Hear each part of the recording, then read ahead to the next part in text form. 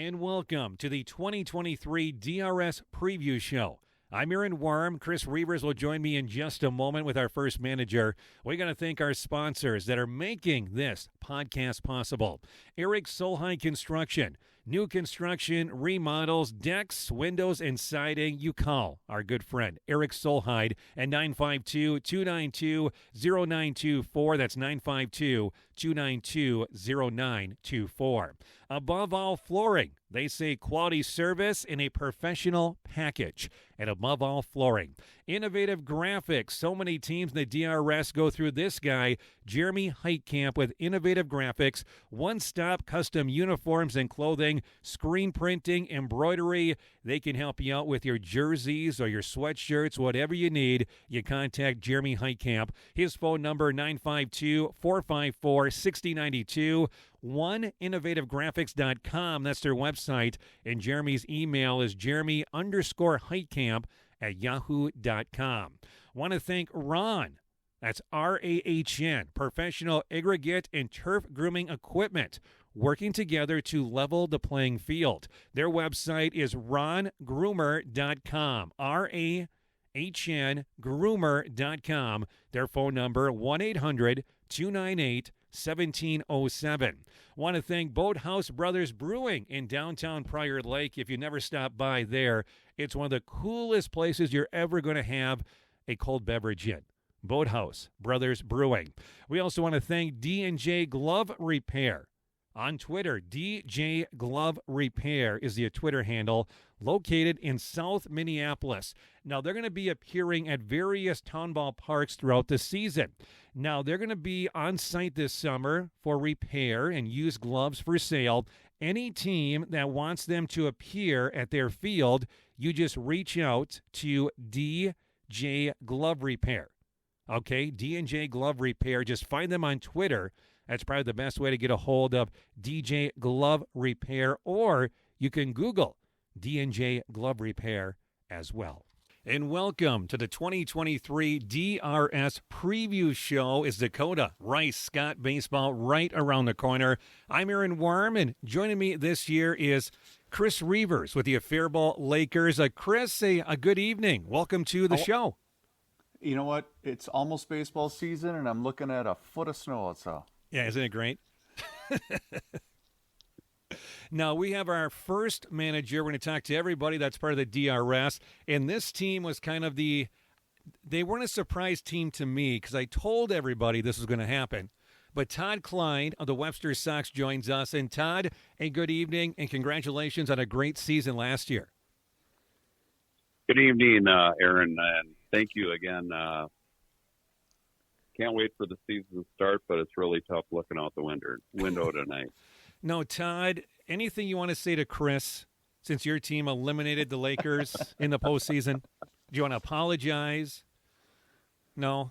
You know, that's a tough one there. I do apologize, but I don't apologize. It was a very good game that night, and you know what? I've got to say that Faribault is definitely on my radar and should be on everybody's radar for this upcoming year. Absolutely. Chris, how are you feeling after that loss? Obviously, that was a tough one because Faribault wanted to be in the state tournament because you guys were one of the host teams last season. Well, no question. I mean, obviously, hosting it for the first time since 1978, we were obviously looking forward to the chance and the opportunity to play in the tournament in our own ballpark, but that's makes amateur baseball great, right? And especially having fresh blood in the tournament. You know, we went through it in 2014, so Webster was well deserving, and they represented well, making it to Labor Day weekend. Todd, talk about last season's postseason run, because the number of fans you guys had in the stands for those 3 state tournament games, the talk around the state of Minnesota when it comes to amateur baseball. And, I mean, again, you guys did not shock anybody out of the DRS league. We knew how good a team this was. You had the pitching to go far in the state tournament. Just talk about the feeling of that epic run to the round of 16 last year. So that's a good question as far as like my feelings on it. I really was. It was almost like kind of a dream for me as far as when I started coaching this team. It'll be 4 years ago now, but the guys grew up in front of me, and that's kind of what happened throughout the season last year. It was a tale of two seasons for us. The first half, we were still kind of like growing, and we hit about July 14th, 15th, and we hit our stride. Really, we did last year. And you've heard it many times that, you know, you get hot at the right time. And I do believe that our team really did kind of fall within that category. I can't say enough about our pitcher, Peter. Peter really, really was pitching well at that time, and he continued it through the state tournament. The fan support, not only from Webster, but honestly from the whole DRS league. And I had people approaching me throughout that whole run that we had that I've never met in my life. And the support that we received was just unbelievable. Chris, you got any questions for Todd? You know, one of the things that's impressed me about watching, as you mentioned, growing up throughout the season is you guys pitch well, you play great defense, and you find a way to get hits at the right time. Because I remember after we beat Benedict in our playoff game, we came up to New Prague to watch you guys. I think it was 3-0 at the time, and then they got life, and I said, don't let them get life or they're going to find a way to come back in this game. But truly impressive what you guys were able to put together last year, and I'm assuming you're going to have this same crew going forward. Yeah, we're pretty much the same squad with a couple of additions, a couple of subtractions, but we're pretty much the same squad. And yeah, I'm really expecting another productive year out of our squad, and I think that the growing up period, really, this is a young team. Our oldest guy is Dave Pika, and Dave is 32, I believe, 32, 33, but then it falls off from there. We have guys that there's a 4 or 5 pack of guys that are 25, 26, 27, and then from there it's all 20, 21-year-old guys. So just the learning curve for this team, again, I'm just watching them grow up in front of my eyes, and I couldn't be prouder of this whole group because we really formed a team, and I think that that's something that sometimes gets overlooked is we really gelled as a group, and every guy likes each other. It's kind of like they do anything for the other guy, and so on and so forth. Todd Klehn, manager of the Webster Sox, here on the DRS preview show. And Todd, talk about the additions and talk about, you mentioned a few guys maybe left the team. Talk about that as well. So I'll start with the guys that left. They kind of gave up baseball, and I'm gonna revert back to when I started this team. I inherited a team. It wasn't really necessarily my team. It was an inheritance from Mike Sandman.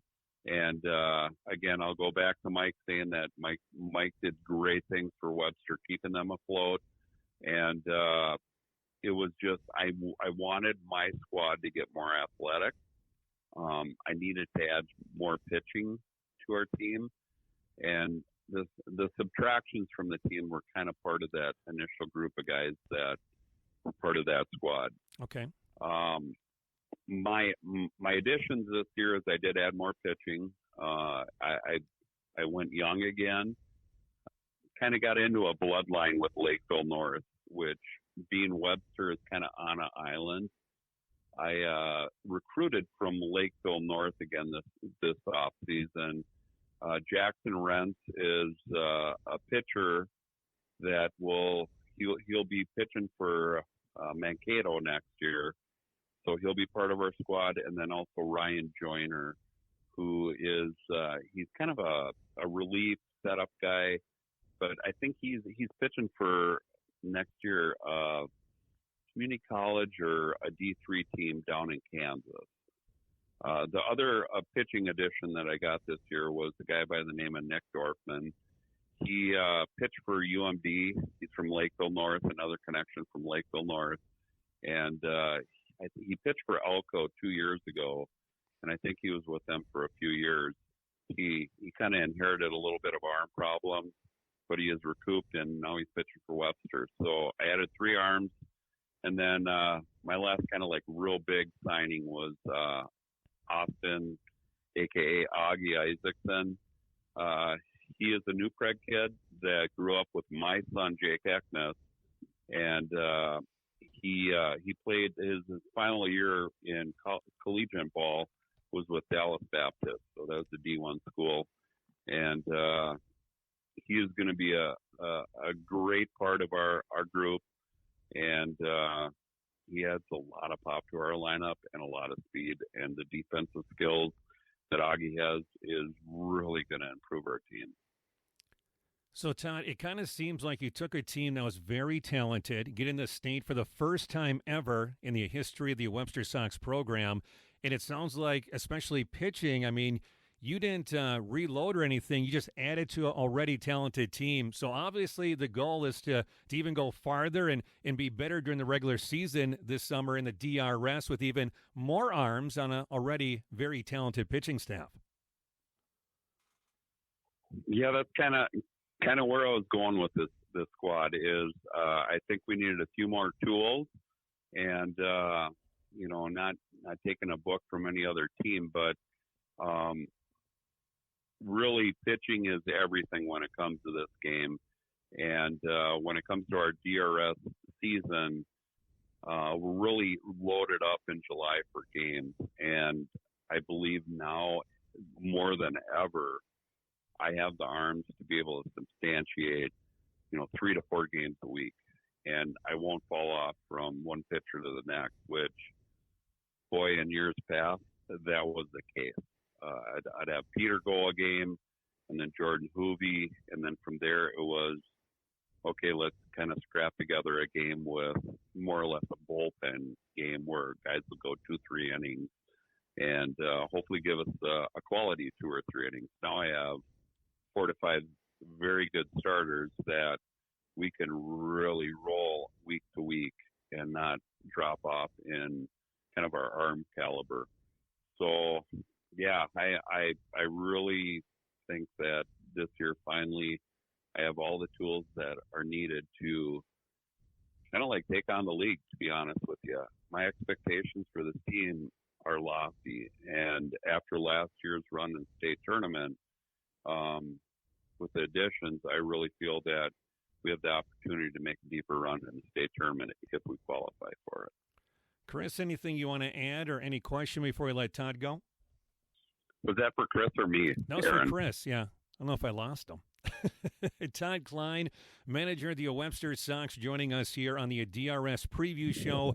Again, last year again, the state for the first time ever. They won their first round against Milroy 10-3, knocked off Monticello 6-5 in the second round before losing to Watertown, a very good team out of the Crow River in the round of 16. Todd, thank you so much for the time. I know DRS fans are looking forward to another fun season of Webster Sox baseball, and we'll visit again this summer.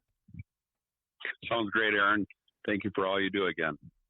DRS preview show continues. We're going to talk New Prague Orioles baseball. As the manager, we know as Mousy. Nick Schoenecker joins us.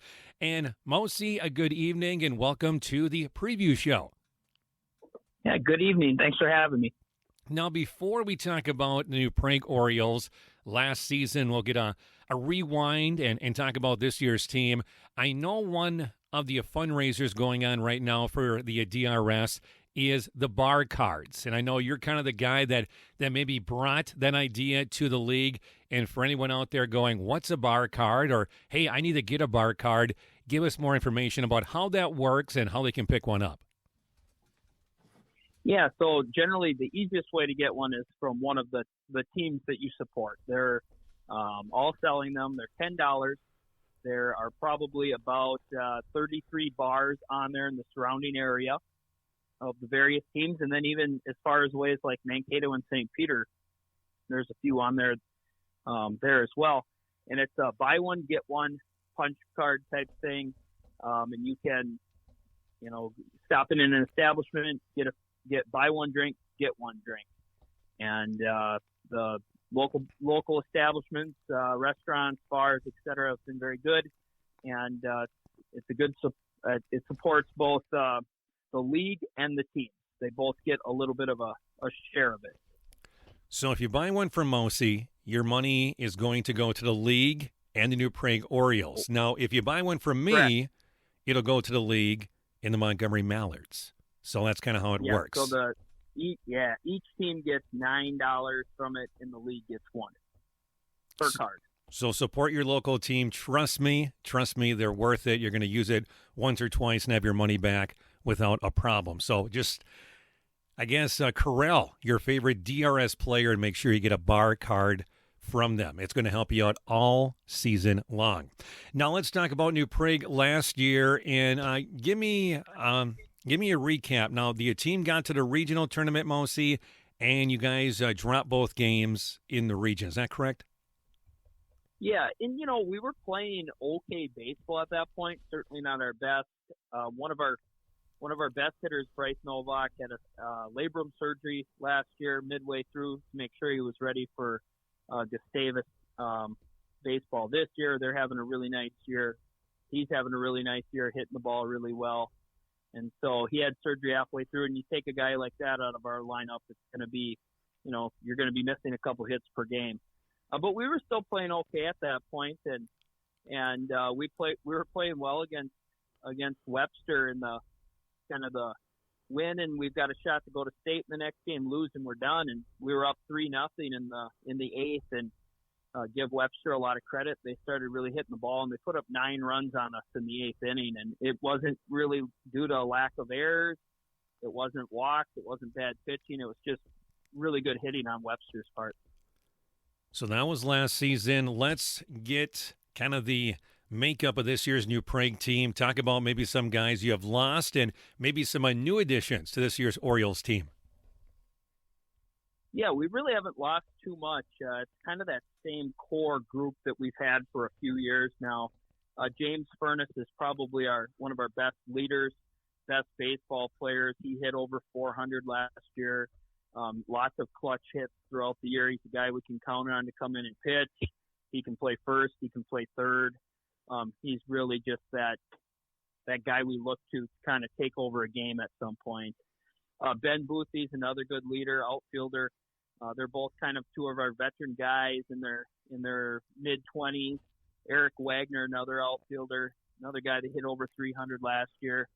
And we look for those three to kind of be our leaders in the dugout and on the field and at the plate. And then some other guys like a Jake Motter's been around for a while, and Jake Deutsch and Anthony Motter at catcher. He wants to catch every game. Maybe we'll be able to give some other guys some opportunities this year, but he wants to catch every inning. He wants to catch every pitch all year long. And so he's a guy we definitely count on.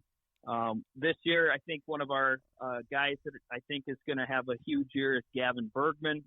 Last year, he didn't really pitch much after throwing a lot in college, and this year I think he's going to pitch a lot for us, and he really hit the ball well last year as well. He's a dangerous hitter that can hit it out of the ballpark. Mosi, Nick Schoenecker, manager in New Prague, here on the DRS preview show. And let's talk about pitching. We know to have a good summer and go far in the postseason, you need pitching. Talk about some of the top arms for New Prague this year. Yeah, I mentioned Bergman and Furness, but three of our college guys coming back. Jace Luna, who's having a good year for Gustavus. He's friends with Bryce Novak. He pitched well for us last year. I think he was like 5-1, and even some of the games he started and we didn't win, we could have won, we did win later. TJ Berglund, another guy, he's pitching at St. Mary's University in Winona. He's having a good year. Wes coming up at St. Scholastica. Those will be three big arms that we count on a lot. But then Matt Swaber is another guy, lefty. He really had a nice year last year. I think he's only going to get better and better, as well as like a Frank Rosichka, Bo Plaisance, Brody Isley. Those are guys we're going to count on to eat up a lot of innings for us as well. Now, Mosi, when it comes to the DRS, we know that St. Patrick now going to play Class B baseball. So only 10 teams vying for 4 spots at the state tournament. And That kind of makes the field kind of wide open, and I think we talked about this already on the show earlier. St. Patrick was a team you could pretty much pen in every year to be one of the state representatives of the DRS, at least for most years. Now you take that spot away, and that makes things really, really interesting, again, when you only have 10 teams vying for, again, 4 spots. Yeah, and the league is really good. I mean, it's good top to bottom. We could see a lot of different teams make it to state this year. A lot of teams have improved, and I think Union Hill and Webster are kind of going to be the top 2 teams. I think they're pretty loaded. Webster added a few more guys this year, and that's if everybody stays healthy. In town ball, you lose one of your top dogs, it can be not a long summer, but you're not going to be quite as good as you thought you were. So hopefully everybody stays healthy, but I think the rest of the teams will really fight for those other couple of spots in the state tournament. From Montgomery's got a really good team. They were there last year. Your Lonsdale, Veseli, us. You've got some teams that are it's kind of whoever gets hot right at the end of the year can make it to state and keep it going. Mousy, when it comes to your schedule, what are some of the highlights this year? I'm assuming the annual New Prague tournament is still taking place? Yep, that weekend of 9, 10, 11 of June, we've got I think it's our 34th annual New Prague tournament. Some good teams coming in. Blaine is out. They folded this year, which was kind of surprising. They were always a good baseball team. They won the tournament many times, and they supported us very well at the concession stand. So sad to see them go. We replaced them with the Rochester Royals, who won Class B last year. Okay. So we did add a very good team into that tournament. Nick Schoenecker, manager of the New Prague Orioles, here on the DRS preview show. And I just want to make sure people have this on their calendar, DRS fans. The tournament's coming back to New Prague. Is that in a couple years down the road? Summer of 2026.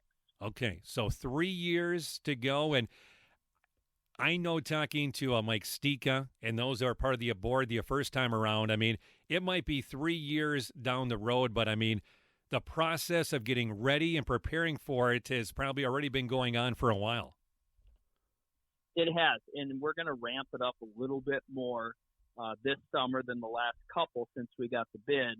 As we get a little closer, it feels a little different for me because last time around we had a lot of work to do on the ballpark to get it ready, and there's certainly things we're going to add, and there's things that we want to look at and improve. But there was like a 7-8 year time frame that we were working on all sorts of things last time around. This time around, it's more minor tweaks. Gotcha. To improve certain things. Otherwise, it's pretty close to ready to go. 2026 state tournament coming back into a DRS territory. Is that the same lineup? New Prague, Shakopee, and Jordan? That is correct. Nick Schoenecker, Mousy, the manager of New Prague, here on the DRS preview show. And Mousy, anything else you want to add about your squad? No, I think we're ready to get going here. We've had some good gym practices, and we're excited for the season. Sounds good. If you can't find Mousy, find me, find someone, get a bar card, and support those local establishments this summer. Mousy, thank you so much for the time. Good luck this year, and I'm sure I'll see you plenty of times at the ballpark. All right, sounds good. Thank you. Well, each year when we do the Hot Stove Show or the preview show, we usually kick off the show with this guy, Mike Sticha, who has been the president of the DRS for many, many years. Somehow a FUD got him to step down so he could take the main role this year. I'm not sure how Greg pulled that off. Just kidding. Mike has moved on. He is part of the board for the Minnesota Baseball Association, and he's still handling media communications and other things for the DRS League. So Mike joins us once again on the DRS preview show. And Mike, a good evening. Welcome to the show once again. How's it going, Aaron? Thanks for having me. Absolutely. It's going good. I got to ask you right off the bat, being a part of the Minnesota Baseball Association board, Is that something that you've thought about doing for many years? And when I guess a spot opened up, have you been waiting for that to happen? To some degree, yeah. So I've always had in the back of my mind that I wanted to do it or would like to do it. And I was the DRS League president for, I think, 8 seasons. And that really prepared me, I think, for understanding NBA issues, better understanding the game of baseball here in Minnesota. And when Joe Krieger announced that he was retiring from the NBA board, I just felt like it was probably a good time in my life to do it. I really respect the NBA members, and I never wanted to run for the NBA against someone who wanted to return. And with Joe leaving, I felt it was a good opportunity to make the change or to try and go for that spot, and was successful in that venture. So what are your duties? Give me, I guess, a little preview, because we know the board members. I worked with many over the years, and we appreciate everybody's hard work. What exactly is your role with the Minnesota Baseball Association? Right. So currently I'm only a director. There's 9 positions. We have obviously a president, vice president, secretary, treasurer, and the rest of the members are then just directors. So those key officer roles obviously have their particular officer responsibilities. I'm just the director, if you will. So just, basic voting on different issues that pop up. Obviously the state tournament each August into September is a large venture that the NBA puts on and sponsors. And so we'll have lots of responsibilities during and leading up to the state tournament. But also I kind of have some different committee work that I do. I'm on the state tournament umpire selection committee. I'm also on the criteria committee within the state board.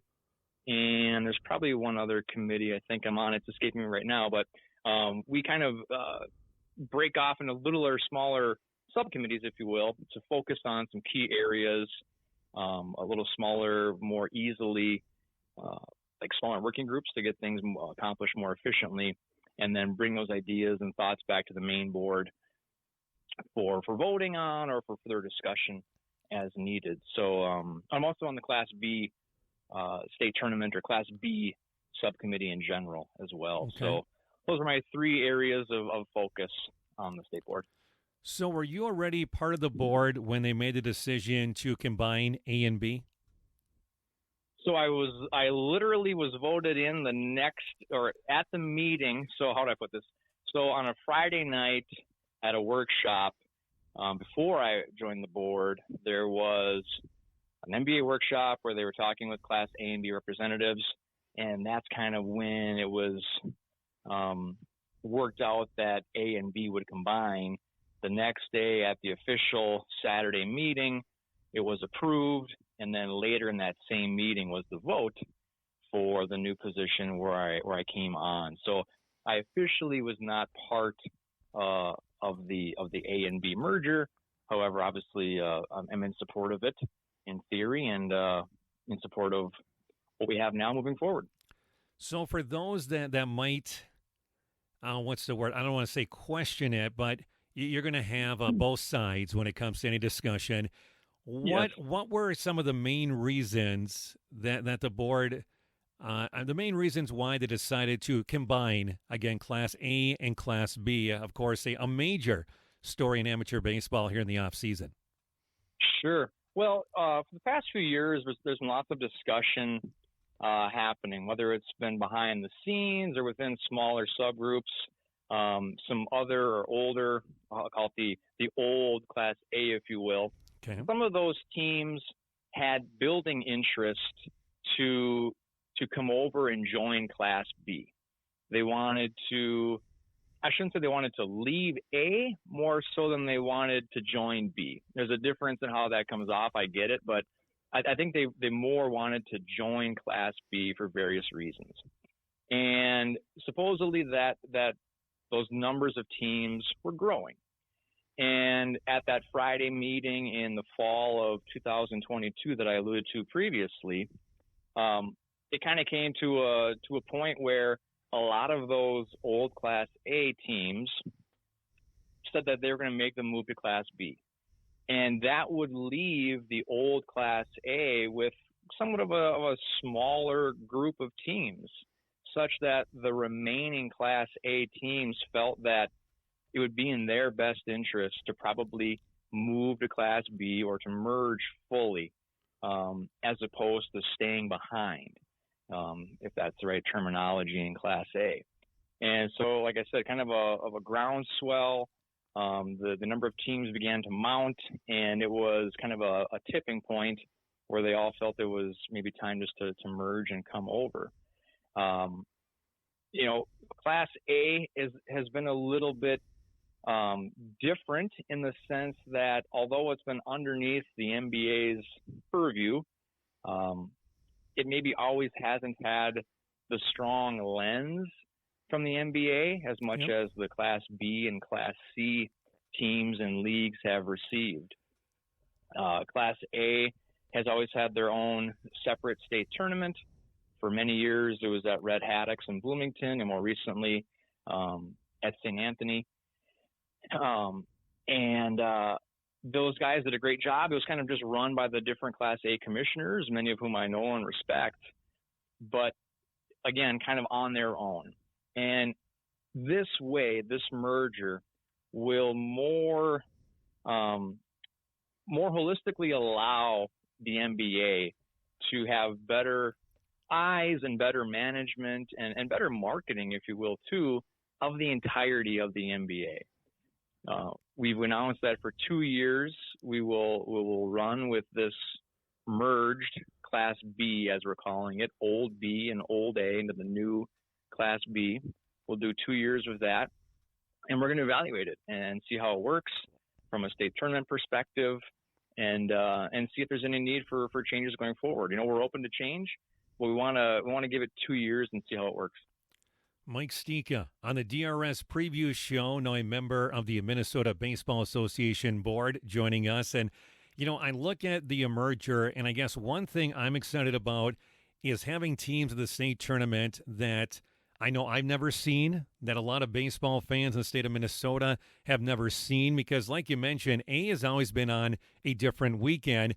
And I know there's a lot of good baseball, a lot of good teams in that 394, 694 circle that probably have not had a chance to showcase their skills over the years, because I'm assuming that the Class A state tournament attendance is nowhere near where Class B and C has been. So from that standpoint, I know, Mike, I'm kind of excited about the merger. Right, and we're going to bring in, like you said, these different teams that maybe some fans and folks in the outstate portions of Minnesota maybe have never seen play before, and kind of maybe vice versa. Maybe some inner city fans will get to see some of the more outstate Class B teams, or a little bit more of the outer metro area Class B teams that maybe they haven't encountered much or seen much when it comes time to postseason play, at least. And so, we think it's going to be an opportunity for the NBA, for fans, for players, just to have more visibility for the product of what is Minnesota amateur baseball as a whole. Will there be maybe some things that don't go as much as or as well as we thought they would? Maybe, who knows? And that's why we're doing this. We're going to see what the good and the bad or the indifferent things are, and we'll adjust as needed. But I'm super excited about it. I think a lot of the teams are. Is it 100%? Probably not. But like you said, it's tough to get 100% in this world. But super excited about it, and being more exposure and just some more eyes on it. Now, Mike, I know we ask you this every year. Any kind of rule changes or anything we should be aware of when it comes to the DRS or Minnesota Baseball Association in general as we get ready for this summer? Yeah, for the most part, fans and players, they really won't see anything major, no major changes. I know Major League Baseball has made some changes with the clock. College baseball now has a clock as well. Minnesota Amateur Baseball will not have any sort of clocks involved in our game. one small nuance. We had the statewide ejection rule. I think we instituted it last year, where if a player was ejected from a baseball game with unsportsmanlike conduct onto an umpire, they would be ejected and suspended for 2 games.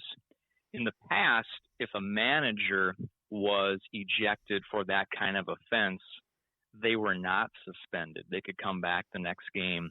The NBA approved a change to that rule such that if a manager gets ejected from a baseball game for unsportsmanlike conduct onto an umpire, he is also subjected to a 2-game suspension. So that means he gets ejected from the game he is managing in. So if he gets ejected, he's out for the rest of that game, obviously. And then the next 2 league games, or if it's a Class A or B, it would be like a section game. And there's some different clarity points on that. But that's one minor thing for managers. So all those managers out there, be sure you're aware of that change. I know at the DRS League meeting upcoming, they're going to talk about that slight variance of the rule as well. So Mike's talking about Todd. He's talking about Fudd. Who else can we add to that list? Maybe those are the 2 top guys I'd worry about. You know, I think that they would admit that you're probably not wrong in that statement. You didn't give any last names, but we can all maybe surmise as to who those names belong to. Mike Sticha with us on the DRS preview show. And Mike, anything else you want to add, DRS or statewide, on this conversation? No, I mean, just looking forward to another year of amateur baseball. It's an absolute passion of mine. I want to thank those folks who did vote for me to get on the state board. I really appreciate that. And, you know, it's in a sense, I've devoted my life to amateur baseball, and I really love the product that we're putting out. And my goal, as I mentioned to some folks, is let's keep amateur baseball as strong as it is, because it's very strong right now. And we want to keep this thing rolling. Love to see fans coming out to the area ballparks, supporting baseball, supporting your local teams, keeping all of our local teams afloat. We have a good product here, and let's keep this ball rolling. Mike Sticha on the DRS preview show. And Mike, thank you so much for the time. Always appreciate it. And I'm sure we'll see you at the ballpark, in the PA's box, behind the plate. We'll see you many times at the ballpark this summer. Sounds great. Thanks so much, Aaron. I appreciate all your support, and thanks for putting on the show again. Some of the sponsors that make the DRS preview show possible include Above All Flooring, quality service and a professional package that's above all flooring. Ron, that's RAHN, professional aggregate and turf grooming equipment, working together to level the playing field. Their website is rongroomer.com. That's RAHN groomer.com. RAHNgroomer.com. And Boathouse Brothers Brewing in downtown Prior Lake. If you're looking for some great craft beer and a wonderful atmosphere, stop by and see those guys at Boathouse Brothers Brewing. DRS Preview Show continues. Aaron Worm and Chris Reavers. And we go to America's team, St. Benedict. Wade Olsen, the manager of the Bennies, joins us. And Wade, a good evening. How you doing? Real good, Aaron. Thanks for having me. Chris, I'll let you lead. What's the first question you got for Wade? Well, I got to be nice to Wade now because I live by him. So how are the Bennies this year? What's the outlook? We're going to see. We're seems like every year we're kind of middle of the pack, anywhere from a couple games above 500, a couple games below. It's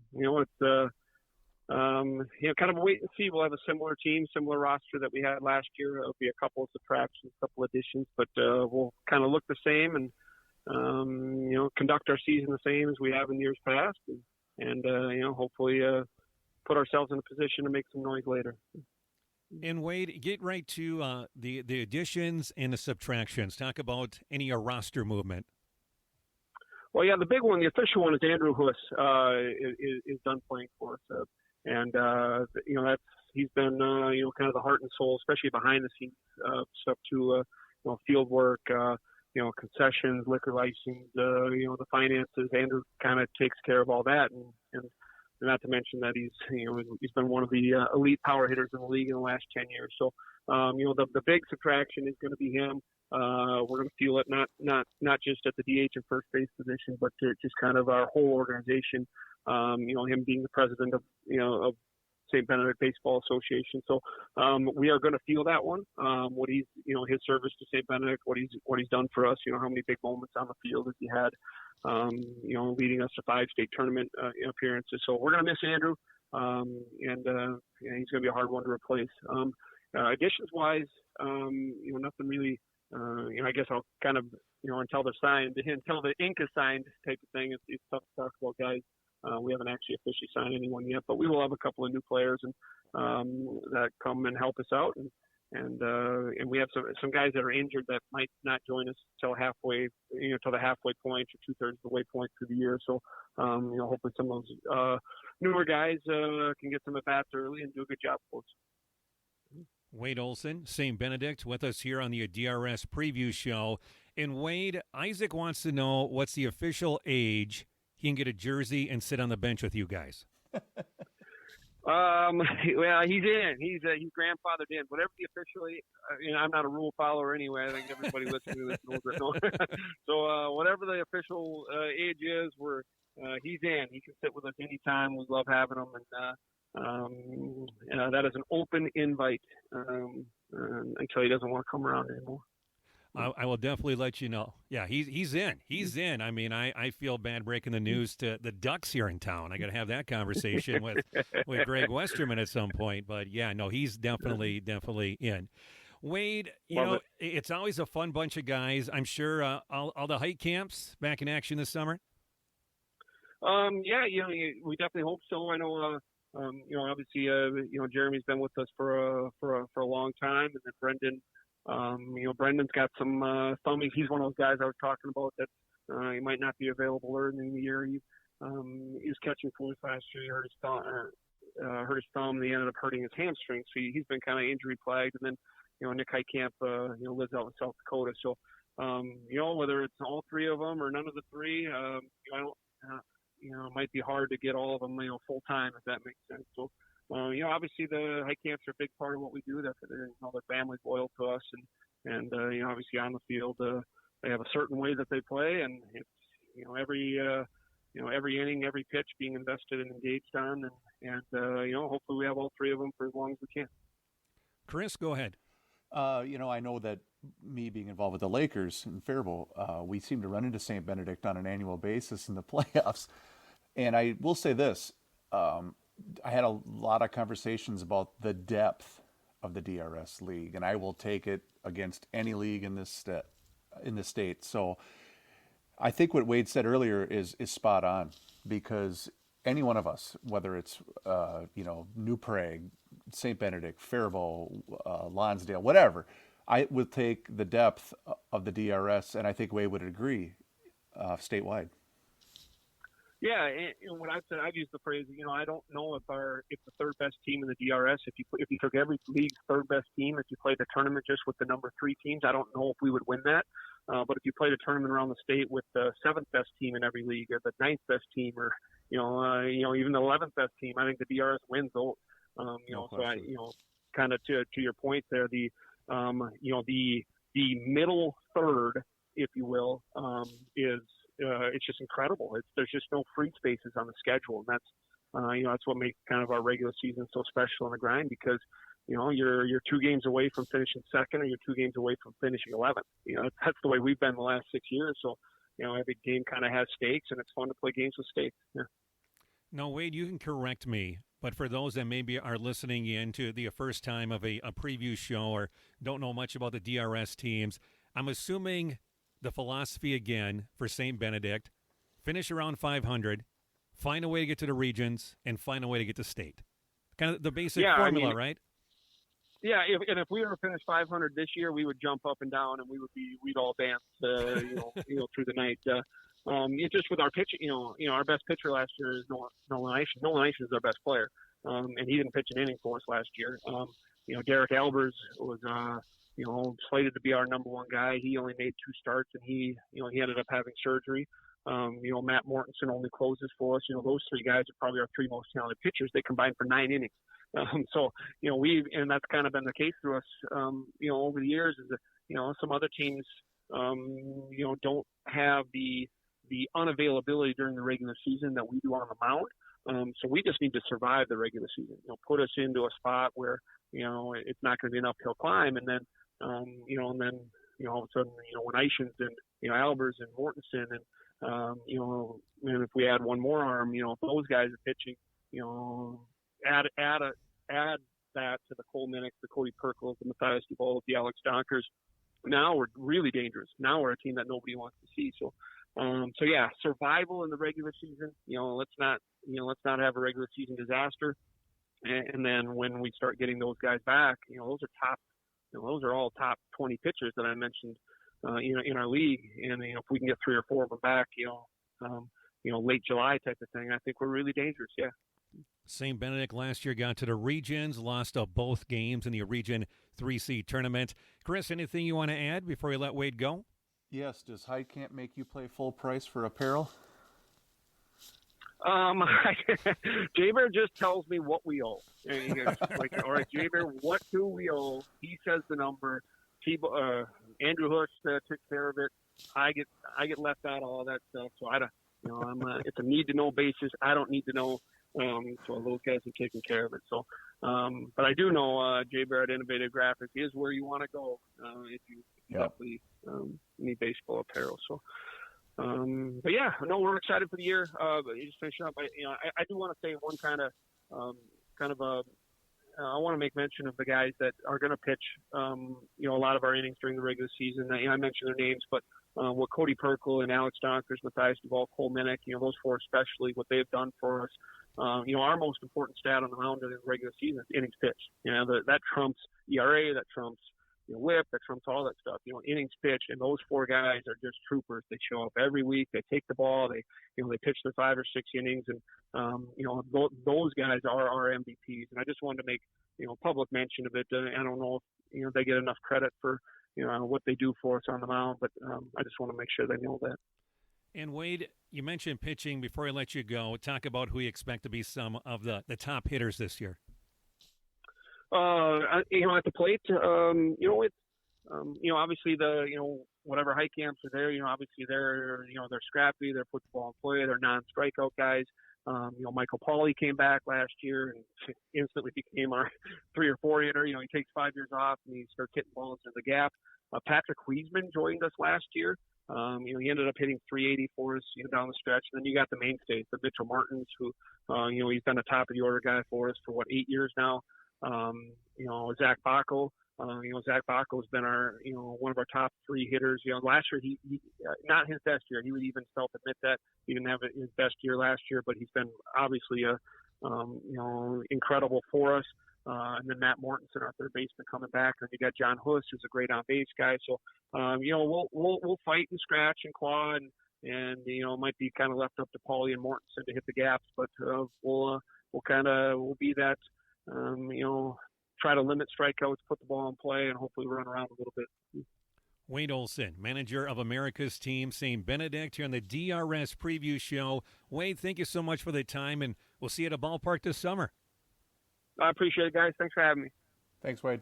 DRS Preview Show, of course, brought to you by our sponsors that include Eric Solheim Construction. New construction, remodels, decks, windows, and siding. You reach out to my good friend Eric Solheim at 952-292-0924. D&J Glove Repair. That's D&J Glove Repair. They're located in South Minneapolis, but they're going to be appearing at various town ballparks throughout the summer. If you want them to come to your ballpark, you just send them an email at djgloverepair@gmail.com. That's djgloverepair@gmail.com. You can find them on Twitter at DJ Glove Repair. That's DJ Glove Repair on Twitter. And also Jeremy Heitkamp with Innovative Graphics. That website is innovativegraphics.com. One-stop custom uniforms and clothing. Jeremy Heitkamp is the person to contact if you need jerseys, hats, sweatshirts for your team or your business. Jeremy_Heitkamp@yahoo.com. That's his email, Jeremy_Heitkamp@yahoo.com. DRS preview show here on the DRS YouTube channel. Aaron Worm and Chris Reavers with you. Now we go over to the trend in Lonsdale. Phil Tisdel, manager of the Lonsdale Aces, joins us. And Phil, good evening. Welcome to the preview show. Hey, guys. How's it going today? We're doing good. I mean, we're all waiting for baseball and better weather conditions, just like I'm sure your team is. And Phil, give us a recap. I know your team ran into the buzzsaw that was the Webster Sox in the postseason, losing 2-0. Recap of last year for us. Yeah, last year we didn't quite have the year we were hoping for. We ended with 8-14, but out of those 14, 5 plus 1 in the playoffs, 6 games we lost by 1 run. We look good most games, and then we'd end up sitting on a lead, and that's the games we'd end up losing bad.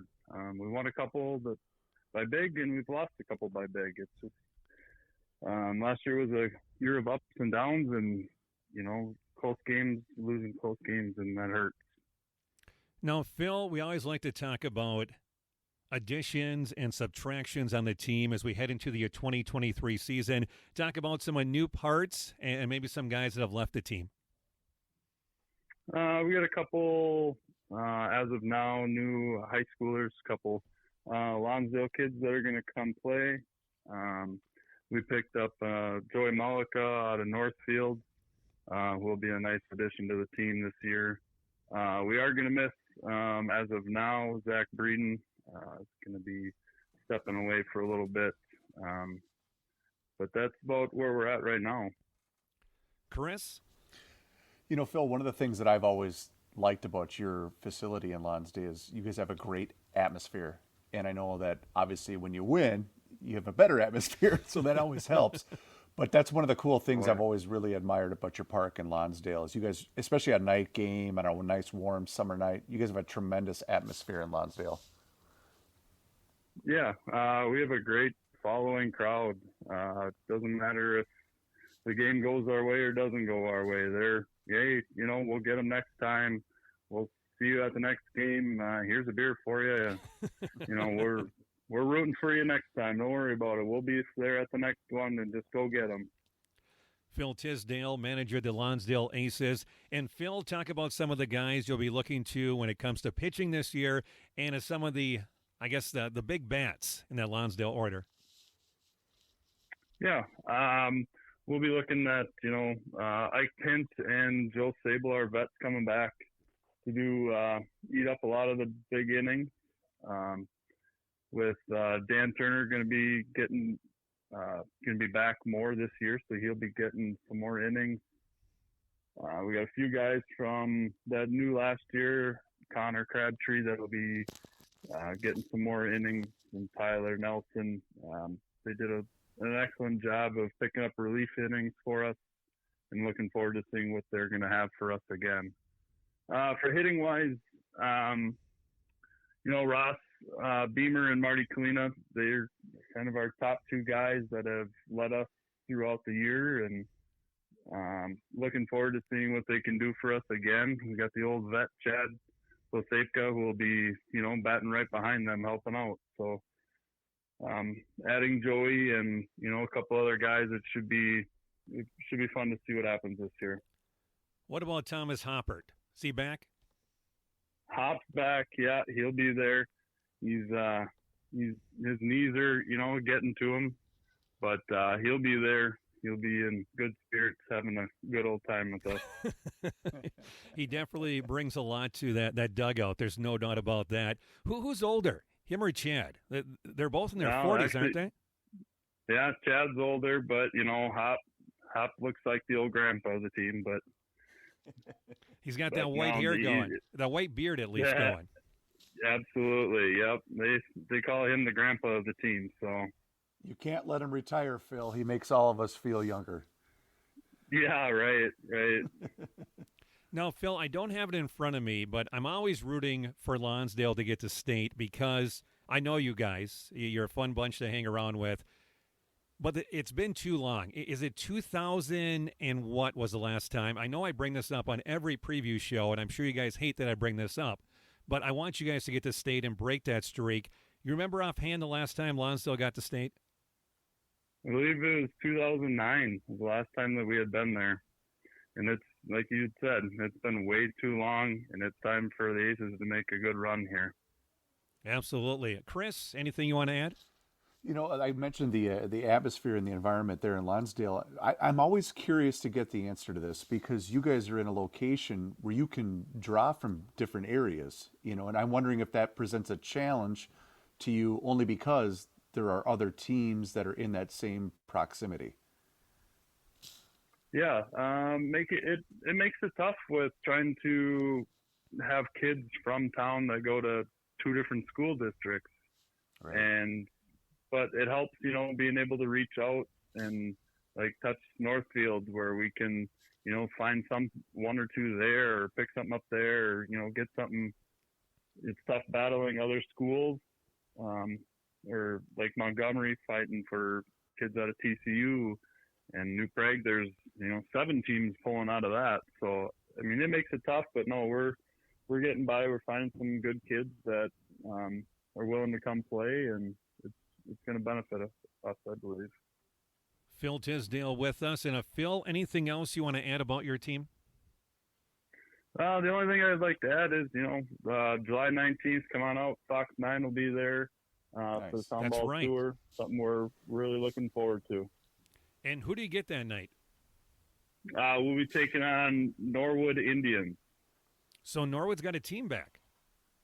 Yeah, this is last year. They were in a trial year to see how things would go, and they got approved this year. And we actually, one of the guys that helped managing there used to play in Lonsdale. So we kind of thought it'd be cool to tie in the new team coming back with playing a team that used to have a player on it. July 19th at the Trend. And, of course, you can see all the schedules at the DRS Baseball website. Talking Lonsdale Aces Baseball and the DRS preview. Phil Tisdel, manager of the Aces. Phil, thank you so much for the time. Get those Aces to state this year, and I'll see you out the ballpark. Yeah, thank you guys very much, and good luck tonight. Good luck, Phil. DRS preview show continues. Aaron Worm and Chris Reavers with you. Dusty Steinhoff, first-year manager of the Union Hill Bulldogs, joins us. And Dusty, a good evening and welcome to the preview show. Thanks for having me. Chris, I'll let you go first on this one. All right, Dusty, so here's the deal. You're a first-time manager. Please do me a favor. When you get your first career ejection as a first-time manager, please make sure it's against the Faribault Lakers. Deal.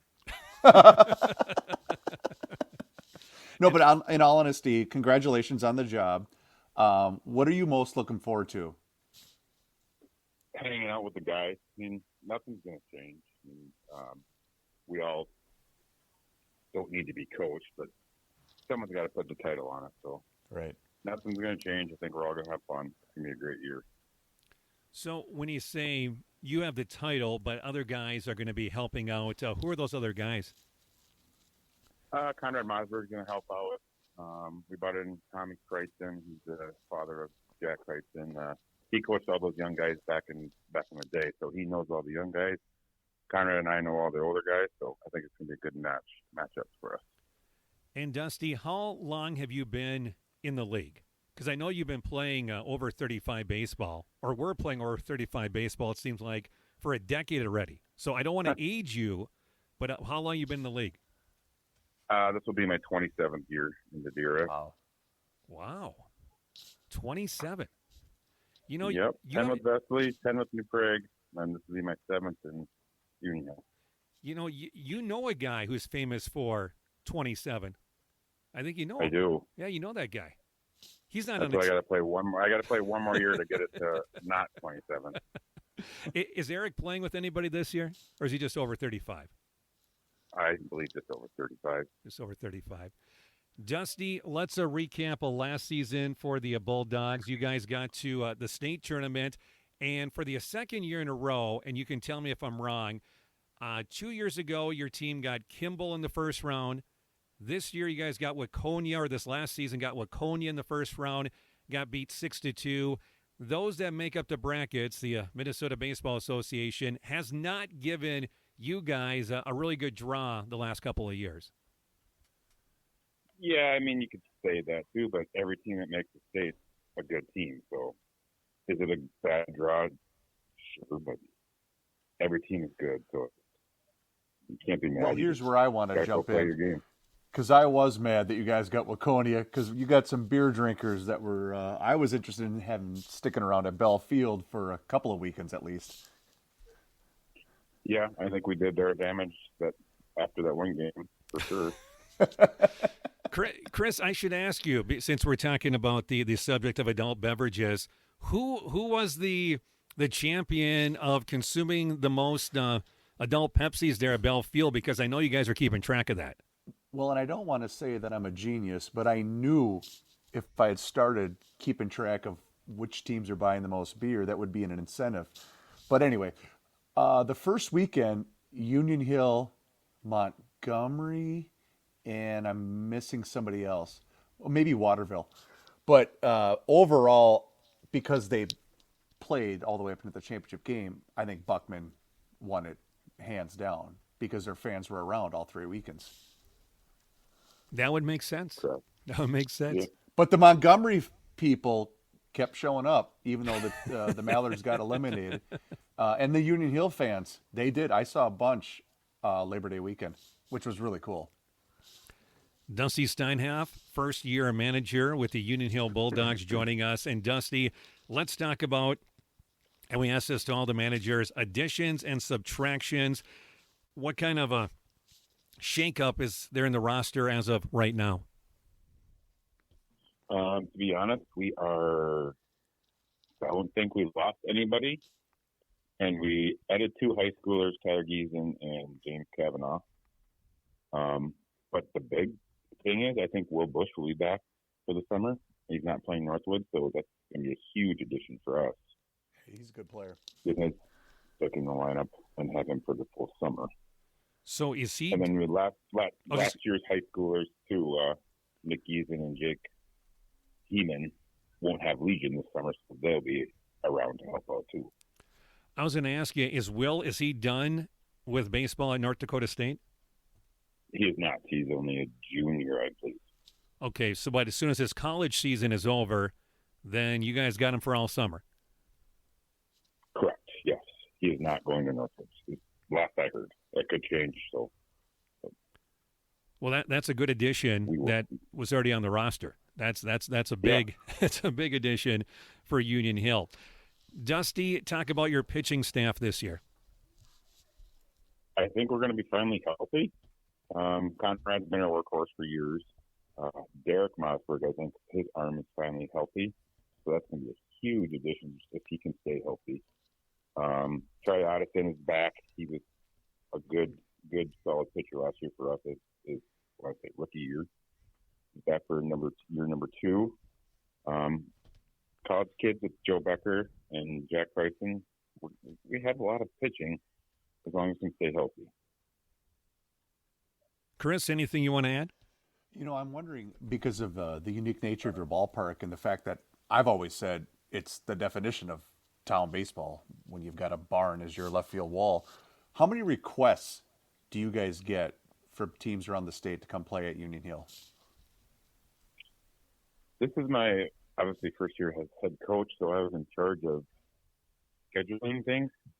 Holy crap. Yeah. I don't know if teams just email after email, hey, we want to come play, hey, we want to come play, hey, we want to come play. I was like, I don't even have her schedule yet.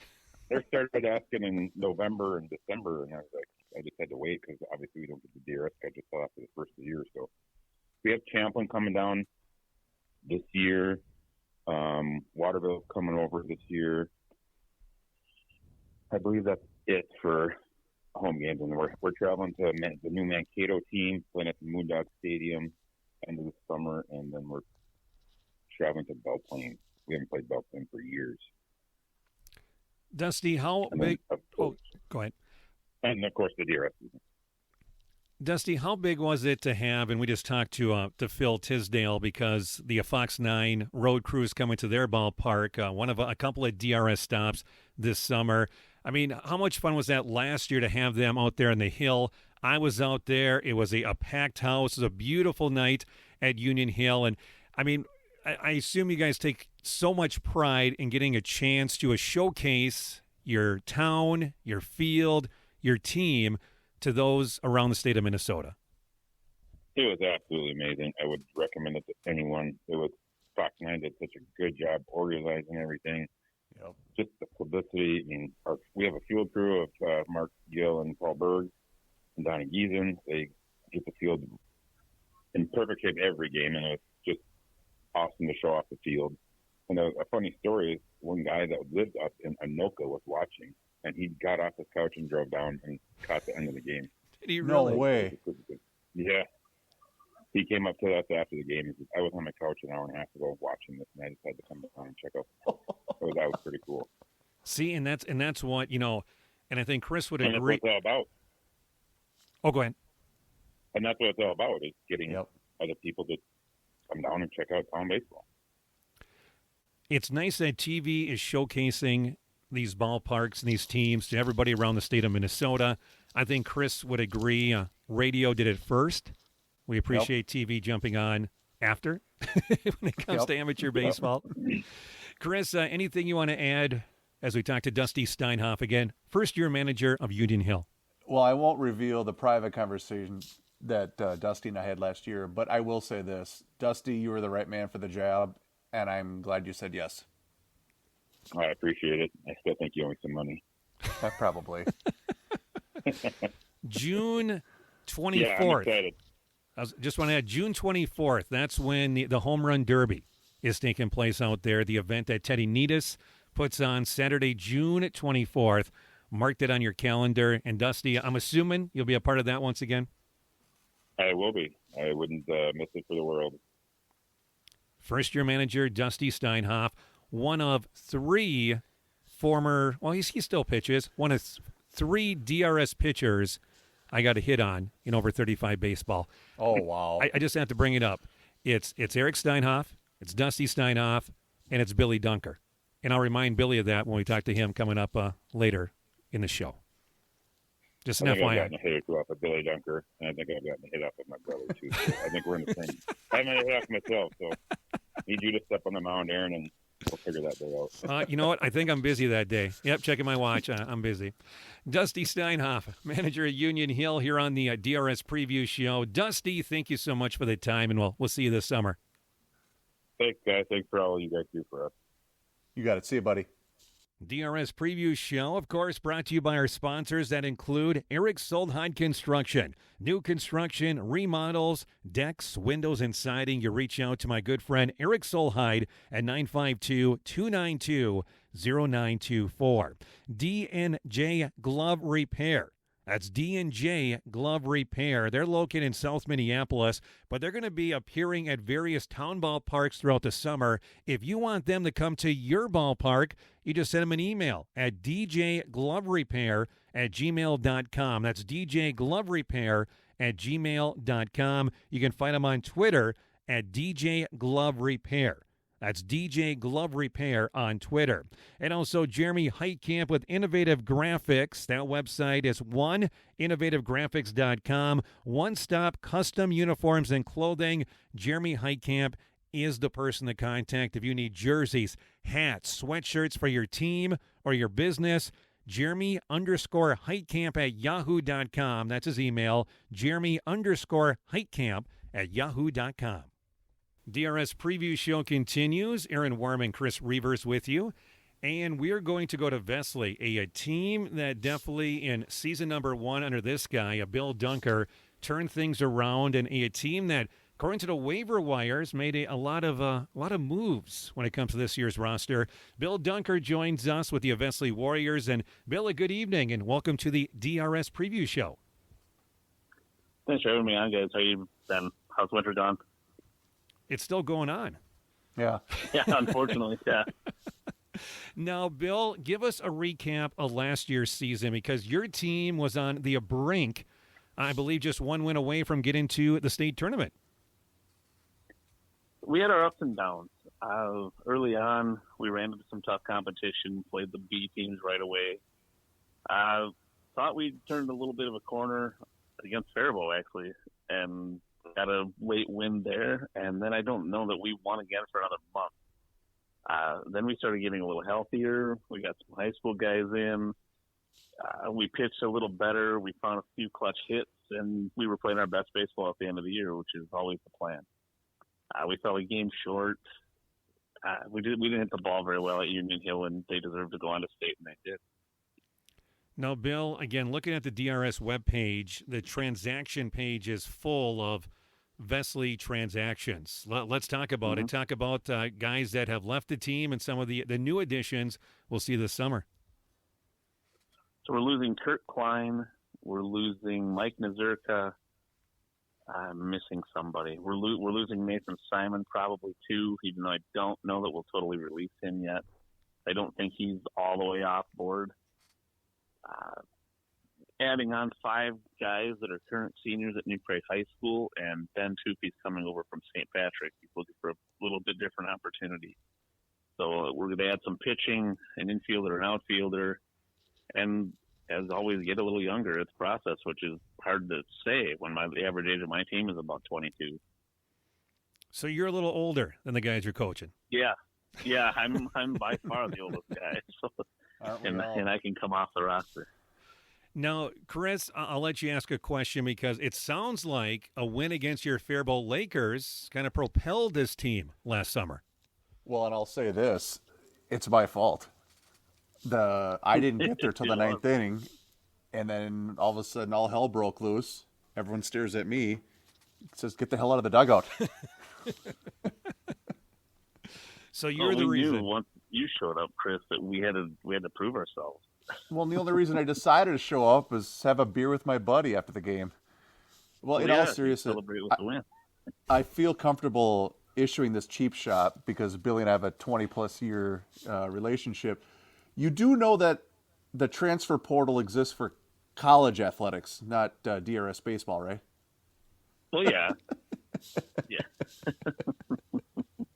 All kidding. No, what I told you, I think I told you this at the meeting, and I said the same thing to Dusty Steinhoff. I'm glad you took the job because I knew you were going to do a good job. Veseli deserves a good guy that's going to invest like you have. So have you noticed the fans coming out, more support? Because you guys were 1 win away. So it's what I told the guys at the end was it was okay to feel bad. It was okay to hurt. It's okay to feel angry and disappointed when we lost to Union Hill at the end. But I told them to all look out in the crowd because at the beginning of the year we might have 15 people, 20 people. Weather would get cold, wet, and at the end, man, the Veseli fans, they turned out. And there was a big crowd at Union Hill, and a lot of that had the Warriors hats on them. But yeah, you did notice that over the course of winning a few games and advancing in the playoffs and all that stuff helps your future. And now there's a little bit of a swell of excitement for 2023. Now, Billy, you're a player for many, many years and, help out as an assistant coach. What are some of the biggest difference going from being a player, an assistant coach, to being a manager? Because obviously there's a lot more responsibilities when you're the head guy. Responsibilities, sure. That's part of the job, and you know that. The biggest difference now is if you make that mistake, that's you. You don't have anybody to turn and, well, if I would have listened to this guy, well, you have the ultimate say. I send the runner to home if he gets thrown out now. When I used to be the assistant coach, I was at first. Well, base runner makes his own decisions at first base for the most part. At third base coming around to score, that decision's on me. Or if I put in the wrong pitcher or the wrong pinch hitter, that's on me now. And that's the big difference. And when you're done with the game, you go out and you face the music with the fans instead of somebody else. Billy Dunker with us, manager of Veseli here on the DRS preview show. Pitching is always important. Give us a rundown of some of the guys who are going to log plenty of innings for your team this summer. Nate Pitzka was clearly our best guy down the stretch, and we'll lean on him heavily. Ben Tupi coming over will have every chance to get innings and log a bunch of innings. We always have Perkinson. You can never say that he's ever out of it. The guy's been around. I think he's 33 now, if I'm not wrong. So I believe he's got 15, 16 years in the league, somewhere in there. Jackson Jurek, Blake Woodson, those guys will log a bunch of innings. We'll have options this year. I'm missing some people too. But Chris, anything you want to ask or add to Billy? Anything unique on your schedule this year outside of the DRS that you guys are planning on doing? So this year we're going to play St. Clair at home. We have not played them. They're a newer team. They've been trying to play Veseli for a couple of years, to my understanding, and this year we were able to make it work out. I think it's a Friday night in July. So that's interesting. We're going to St. Bonnie. They came down and played us last year, and so we're going to return the favor on a Saturday afternoon up there. It was a quirk in the schedule where we don't play that Sunday. It's so about 600 at center field at that ballpark. No, it's a graveyard. I went out there to play an over 35 game last year. You can't hit it out unless you hit it to right, I don't think. But that's those are kind of the two quirks in the schedule that are interesting. Morristown's coming up. We're going to play Cannon Falls again. With that, we try to make yearly. I know Keith Myers from college, so I think we'll keep that going from year to year to year, and all good, healthy relationships there. And, Bill, I'm assuming the normal July 3rd, July 4th against Lonsdale? No, that's come off now. That has come off, okay. Yeah, they don't do the town celebrations or the fireworks or the parades anymore. So it's just kind of become where if we ever go back to that, then maybe we'll agree to play those games again. But for now, it just kind of ruins the whole holiday weekend for everybody. And they kind of all the players got together and agreed that maybe we should just split this up and enjoy the 4th of July on our own a little bit. No, that makes sense because I don't think either town has fireworks anymore. And like you mentioned, Veseli used to have the 4th of July parade, and that is no more as well. Talk about batters. Go ahead. No, go ahead. I was going to say, talk about who are you looking at to be some of the top bats in the lineup this year? Matt Fredrickson is going to college at St. Cloud Tech, and he led us in home runs last year, so you can only imagine what your college ball is going to do for him. Eddie Schierick is just fast as it gets, and I expect him to have a high average because if you hit it on the ground, I don't know if you can throw him out. It's always a question, if where he hits it, can you throw him out anyway? Losing Nate Simon hurts, I know that. Thanks, you're on the radio. That was a family cat there.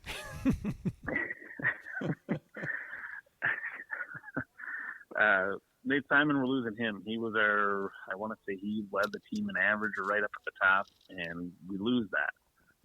So that hurt. But I'm hoping that some of these young bats we got, maybe Shepard or Washer or Mac Olsen, I'm probably missing somebody. I'm hoping somebody jumps in and takes charge. Maybe Perkinson will bounce back a little bit. He had a decent year, but I think he'd like to hit a little better. I'm expecting a little more out of Corey Fredrickson, and that lands on me. I didn't give him the opportunities I wanted to last year. Chris, any parting comments or parting shots you want to take at Billy? No, I always wish Billy success. Just hopefully don't do it at our expense. Please and thank you. I can't guarantee it, but I saw you guys added on a pretty big arm, so I'm assuming this time if you guys have a 1-0 lead in the ninth, it won't be as easy. Well, the one thing I was going to ask that I'm now remembering was last year, your first year, not either playing in it or being drafted to the state tournament? So my career started in 97. I played with Jackson, made it every year. Got drafted in 2000 by Waterville. And my 2001 year with Eagle Lake, I didn't go or get drafted. And then I played in every one of them since that until last year. Wow. Heck of a run. 26 years, 24 tournaments. It was a pretty good run. And then, of course, last year just decided to come harass the Faribault grounds crew. Well, yeah. I mean, you got to go and help out where you're needed. I'm not one to turn down a free beer if I can handle a rake and lean against a shovel. Absolutely. Bill Dunker again, manager of the Veseli Warriors here on the DRS Preview Show. Bill, always a pleasure to talk ball with you, and we'll talk many times this summer. Thanks, guys, for having and doing this, and I think it does good for our entire league just to get us out there, and I'll see you guys both around this summer. See you, Billy. Some of the sponsors that make the DRS Preview Show possible include Above All Flooring, quality service and a professional package that's above all flooring. Ron, that's RAHN, professional aggregate and turf grooming equipment, working together to level the playing field. Their website is rongroomer.com. That's RAHN groomer.com. RAHNgroomer.com. And Boathouse Brothers Brewing in downtown Prior Lake. If you're looking for some great craft beer and a wonderful atmosphere, stop by and see those guys at Boathouse Brothers Brewing. DRS Preview Show continues. Aaron Warman and Chris Reavers. And we talked to a guy whose team got close to getting to that championship game, the round of 8 last season. And this year, they're in Class B. Brent Goracke, manager of the St. Patrick Irish, joins us. And Brent, a good evening, and welcome to the Preview Show. Thanks, guys. Appreciate it. Chris, I'll let you take this one first. Well, hey, buddy. I am curious, how do you format or do anything different now that you guys are in Class B with your roster configuration? Am I doing anything different with the roster? Yeah.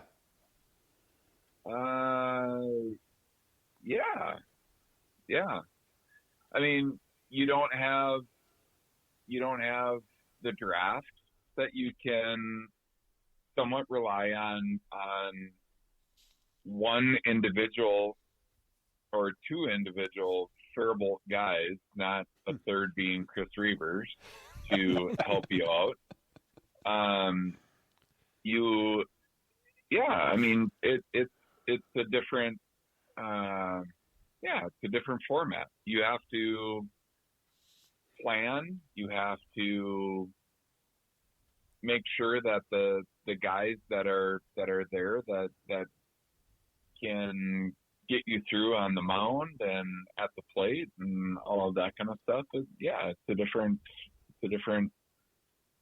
game. Now, Brent, when it comes to moving up to Class B, talk about any new additions you guys got for this summer. Well, I'm going to take longer than your 12 minutes. So the floor is yours. Pardon me? I said the floor is yours. Okay. So we have Jack Ziggin coming over from, he's an Eden Prairie product, so he's within our 30-mile radius. Mankato State pitcher. We have Daniel Zhang, who's coming over from Jordan High School. Graduated last year, so I coached him there. He's a DCTC pitcher currently. Very, very, he's a great kid. We have Hunter Even, who is coming over Mankato State. Got his release from the VIX and over at Section 3. And he'll be coming over to help us out. His brother Tate Even is a pitcher. We have Connor Larson coming over from Jordan High School. He'll be their number one guy for this year and next year. We have Mikey G coming over. Mikey Gottschalk from Mankato State coming up to play with us. Alec Holcomb, he's the new Carleton College coach down in Northfield. Reavers. And he's an NDSU product, played at Concordia St. Paul with a couple of our guys. So he'll be coming over to throw with us. And Zach Barsh, a Jordan High School graduate, and he'll be our new first base coach. Now, obviously, your team can do some different things with the roster going from Class C to Class B. When it goes out to find guys, is that just you finding new players, or are there other guys that are part of the staff that were looking for new blood as well? No, the players themselves help. They're a large part of this. It's friends of theirs. It's guys that can play. It's guys looking for new homes or places to play with friends and that kind of stuff. You look at, for instance, was with Blaine last year, and they folded. So, it's always keeping your ear to the ground and trying to better the product. And it's no different than what I tell all of these guys. We're always looking to replace all of them. It's fair. We're a young team. Our oldest guy on the team is Seth Ambrose, still in his 20s, and we're looking to improve at all moments, at all places on the field. So, yeah, no, the guys are a huge product of what we get and what they want and what they see. And, we have some youth that are coming in that's probably more me than it is them. But we have 4 high school guys that are there to keep the back end of the recruiting piece together and keep us young and hopefully PG in the dugout. Chris, go ahead. I want to thank Brent personally for voluntarily folding me on the Jordan baseball board, because now I'm right in the middle of all the cheap shots. So I appreciate that, Brent, first and foremost. No, all kidding aside, what are you guys doing new at the ballpark this year? I know you added lights last year. Anything new at the Irish Yard this year? Yeah, so we are on phase, which is the additions of some ADA pieces to the ballpark, decks, and areas where people can get easy access from the parking lot to the field. Also, phase 2 has some on-field improvements as well that we're looking at, which is dugouts and bullpen / cages along both sides of the field, some fence realignment pieces, and then phase 3, we're looking at a completely different pavilion piece, a bathroom remodel, all of the things up on top of the hill, building and structure wise. Brent Goracke, manager of St. Patrick, with us here on the preview show. And Brent, let's just take a quick step backwards and get your thoughts on last year's team. A great run, ran into a good Delano team coming up just short by a run in the round of 8. Your team knew going to the state tournament you are probably going to be on your way to Class B after last year's tourney. Obviously, the last games for Matt Ambrose, who retired, who's been with that team forever. Just some thoughts on last year's Irish team. Yeah, we were. I think we were in a good place. We got what was given to us from the game before. We had a walk-off win the game before. The Delano game, they walked it off on us. It was a hard ending to the season itself, with Matt and Don DeLuca and Philip Garcia and some of those guys retiring at the end of the year. It was hard. It was hard because they've bled green, right? And you never want to see the end of anything. And the season and players and all of that, it was emotional. It was one of those things that you want to go back and the hindsight piece of any manager is the devil that lies within us in our dreams, and we look at trying to do things differently unless you're winning the last game of the year. And it was a good season. We went, I looked it up, we went 98 days without losing a game. And that's kudos to the guys. And they're ball players. They don't like to lose. So, kudos to them, and hopefully the product that's out there this year will be just as exciting, and hopefully we can make things work at the end of the year and get into the state tournament again this year. Chris, anything you want to add? Yeah, just one more thing. I know that Brent and I are seltzer drinkers. Can you, in addition to White Claw, have Vizzy available, especially when the Lakers come to town? Vizzy? Yes, sir. No. There's one seltzer and one seltzer only. Period. Okay, fine. Vizzy is pretty you're good. Out. It is good. No, it's not. Stop.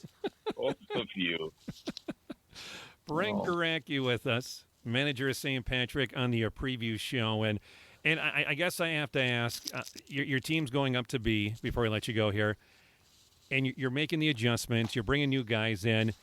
As a coach, as an organization, I think I know the answer, but were you frustrated that the board moved you up to B? No, not at all. I mean, I understand the process. I understand the product that we're playing in.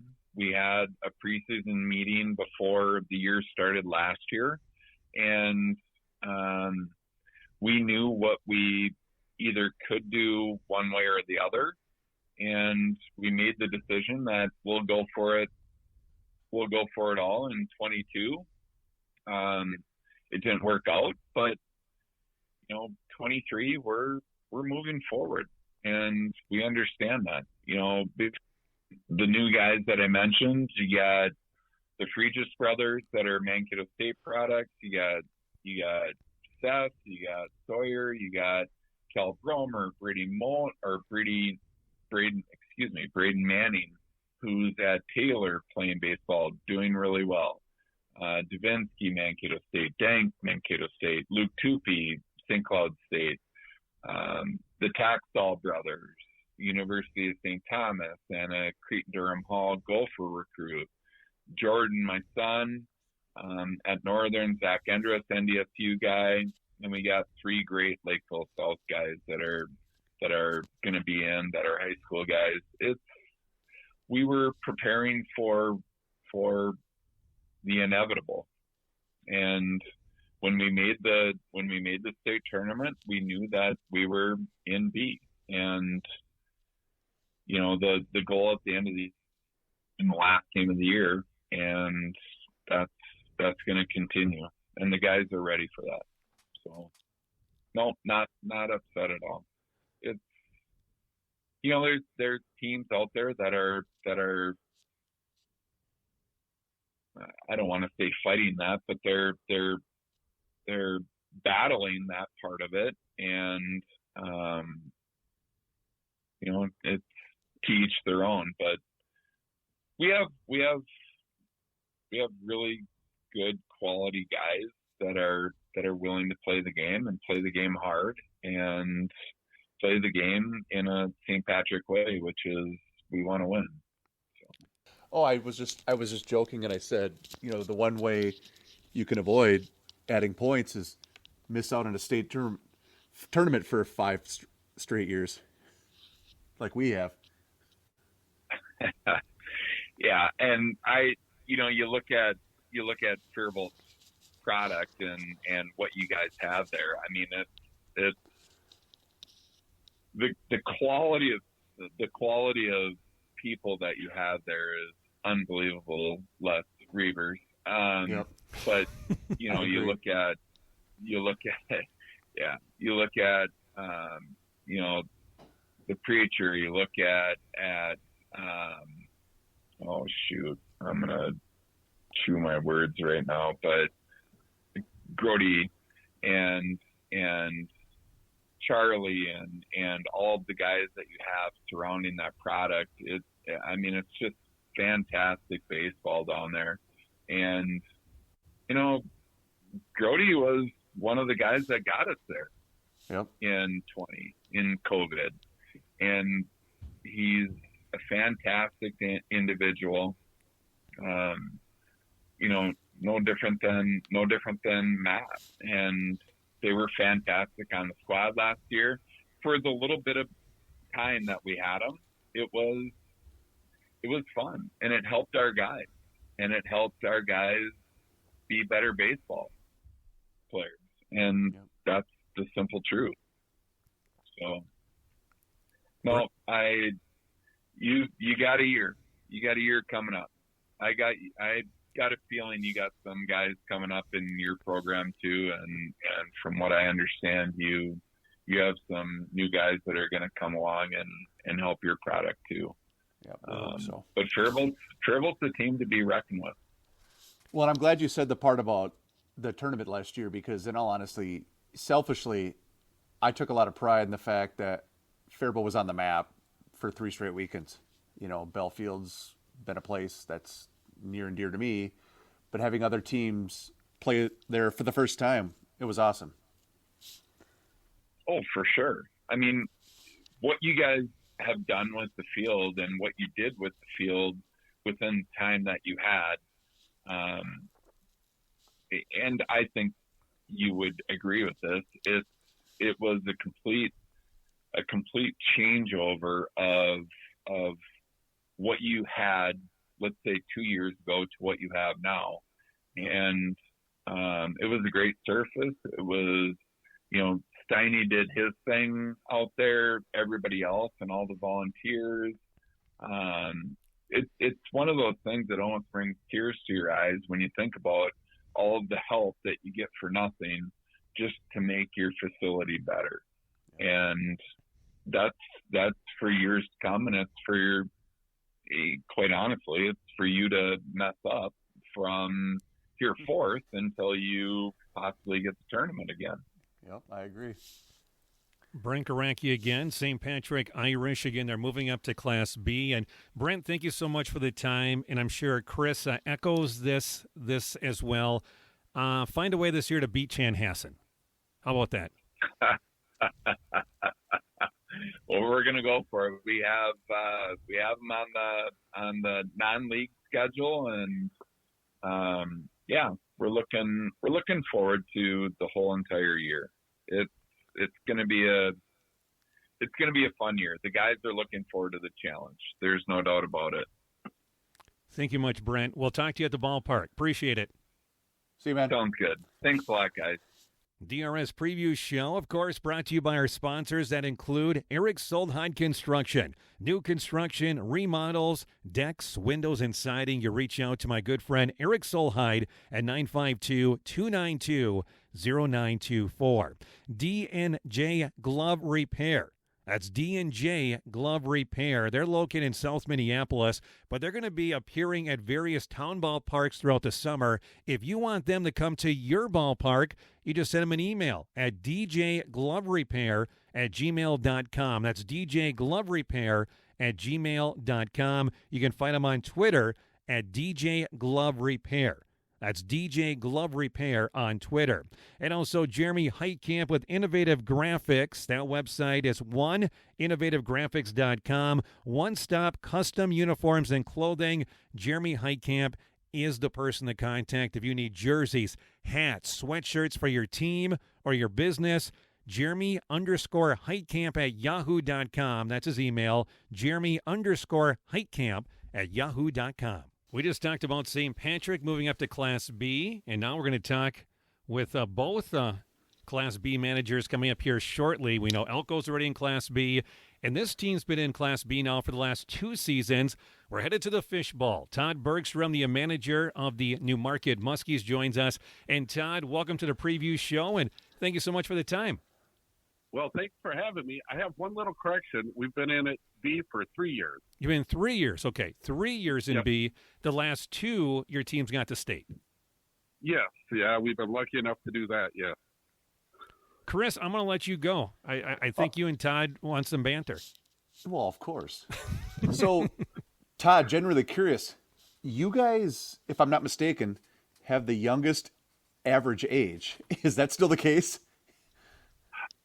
Yeah, well, we're really young. I know that. We have a couple older bucks that still stick around, meaning like my kids. But, yeah, for the most part, we're really young. And right now, it's going to show next year because, like, the kids we signed when they were, like, fresh out of high school, we didn't have to worry about them playing, like, in the Northwoods. Well, now almost all those kids we signed 2 years ago are going to go play in the Northwoods this year. Wow.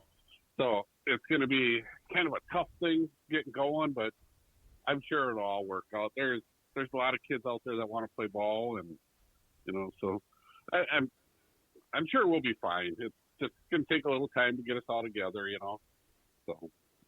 Now, Todd, talk about last season. Like we mentioned, second year in a row, the team gets the state. You guys lost to a Moorhead in the first round of the state tournament. Just kind of reminisce about last year, a nice run through what is always a tough region to get to again, back-to-back state tournaments. Oh, yeah. You know what? We played Dundas in a 2 out of 3, and I think the attendance for those 3 games was like over 1,000. Wow. And that's when it's fun to play ball, when you have that big a crowd. Our third game was our game. We played in St. Patrick, and I think a lot of DRS fans just came out to see, hey, what's Dundas like, or what, it was just a great ball game that night until like the 8th or 9th inning, they kind of blew it open. But, yeah, and then, of course, we made it to the tournament, and we played a good Moorhead team, and we kind of crapped the bed a little bit. We had a couple errors in the second and third inning to give them like 6 unearned runs, and I think we ended up losing like 9-3 or something like that. But it was just good for the young guys to get more experience, if you know what I mean. So. Now, Todd, you mentioned maybe some new faces because, like you already said, guys going to probably be playing Northwood ball this summer. So tell us about, some of the pitchers, some of the guys in the field. Give us a feel for the makeup of this year's Muskies. Well, we'll have Fred Herbert. He'll be back. Purple. We have Mason Trockey. He'll be back. We've added a young kid. He's like kind of highly touted in the state of Minnesota as a catcher. I think he's ranked in like the top 10 kids. Will Briggs is his name. He goes to Holy Angels, but he's going to play with us. And we got a couple other kids from like Egan and Rosemont that are, high school kids. Couple from Apple Valley. So yeah, we're going to be young, but all you got to do is have patience and just, don't get overwhelmed is what they need to do. And pitching, Scott Leiden will probably throw more this year. Tony Vaca, I think, is going to play a lot more than he did last year. Andy Hinkelmeyer will be back. So we'll still have a pretty good nucleus. So it should be pretty good. Chris, go ahead. Todd, our first interaction was 2010, I believe, when I was with the Redbirds. If I would have told you Newmarket baseball would be in the position it is today back then, would you have laughed? Would you have believed me? No, I would have never believed you. I mean, we've been really lucky. I mean, we have great fan support. It's just, and we had a really solid core. Well, we had the Ross boys, my kids, Scott Leiden. I mean, we had a great group of kids, and they stuck it out, and a couple of young bucks showed up, and so we had a really good nucleus for a long time there. But yeah, to get it moved up into B, now it's B plus A. I don't know. And then we did make a little bit of a run a couple of years ago, so that was nice. Kids experienced that. But yeah, for us to be where we're at, and Chris, also thanks to you because we got to play at Target Field that helps for your fan base. We got to host the All-Star game on a Saturday, which they said could never be done because we didn't have lights. And now this year we're fortunate enough to have a Fox 9 game, so we're just really blessed here that we have great fans, great support. So we can't thank everybody enough for all that, I guess I never checked. Is it called Class B? Oh, we haven't mentioned that Class A and Class B are being combined this year, so there's only 2 major classes when it comes to amateur baseball. Are they still calling it Class B? I couldn't tell you that for sure. I just know that it's A and B, and they were having some questions with the northern group of section that they were only going to have like 3 teams in it in the state tournament. They were going to take a 5th out of our section. But now evidently Duluth is going to have a team, so that kind of evens things up in the north or something. I don't know. The state kind of jumped into this one where they threw all the A's in with the B's, and I think they never governed the A group, as far as signing players and stuff. So it'll be an interesting year to see what happens.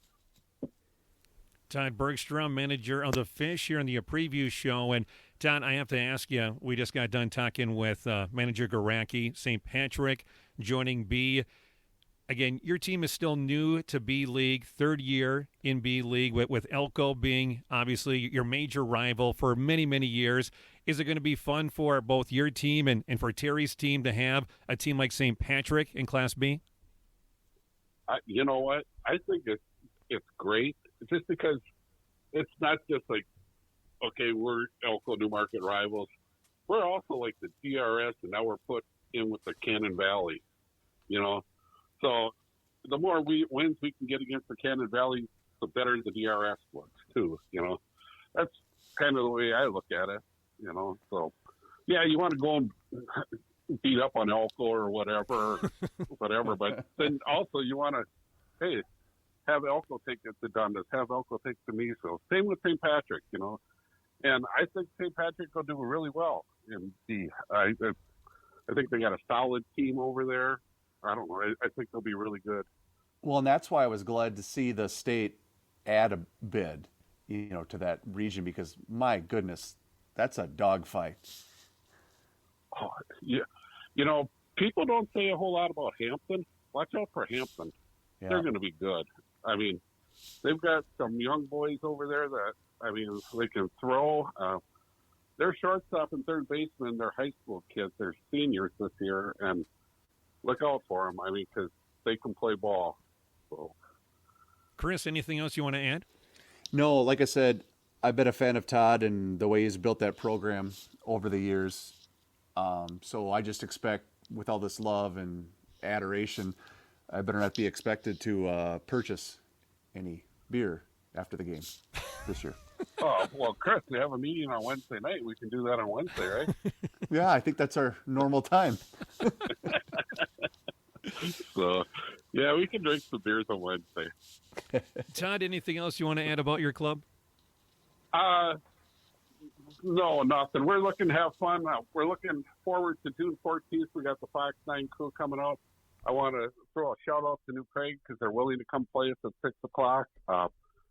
Should be a fun, entertaining night, and I'm thinking we're going to have a really big crowd for it. So just heads up for, the June 14th game for everybody. Todd Bergstrom, manager of the Newmarket Muskies, here on the preview show. Todd, thank you so much for the time, and we'll see you many, many times this summer. That sounds great.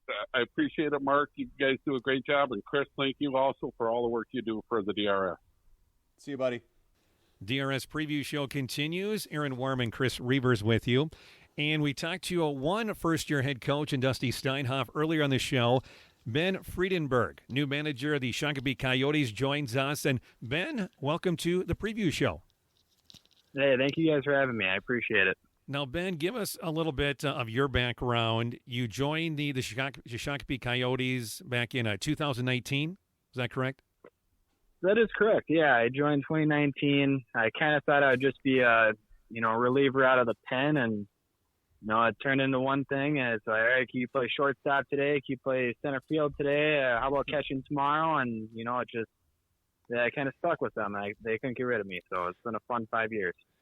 See what happened there. You were a utility player. They could play you anywhere. So they said, you know what? How about you manage since you're doing everything else, right? I mean, that's kind of how it happened. It's jack of all trades, master of none, right? That's right. Now, Ben, I know Chris and myself were talking about this off the air, and I know for your program, because I think this is still intact, that you guys can only recruit guys that live in the Shakopee, I guess, zip code or the city of Shakopee, city limits, Yep. or guys that graduated from Shakopee High School. That's still the limitations that are placed on your team, correct? You are correct. Yep. Anybody who wants to play for the Coyotes needs to live in Shakopee city limits. And Ben, I'm assuming that kind of handcuffs you a little bit when it comes to recruiting. Yes, you are correct. It is extremely difficult to get outside of our zone. And, anybody who is listening that's from Shakopee and wants to play some baseball, why don't you give me a call? We always got roster spots open. I'll say going into the season, which is supposed to start coming up on Sunday, which who knows with the weather. Numbers-wise, how are things looking for the Coyotes? We're looking to have a lot of the guys back from last year, which is a good sigh of relief there. We are signing 3 players hopefully this week, 3 younger guys that should fill some pretty big roles for us. And, number-wise, we're looking pretty steady. We'd like to have a couple more as always. And, we'd love to have some D1 players, but you know how it works. Chris, go ahead.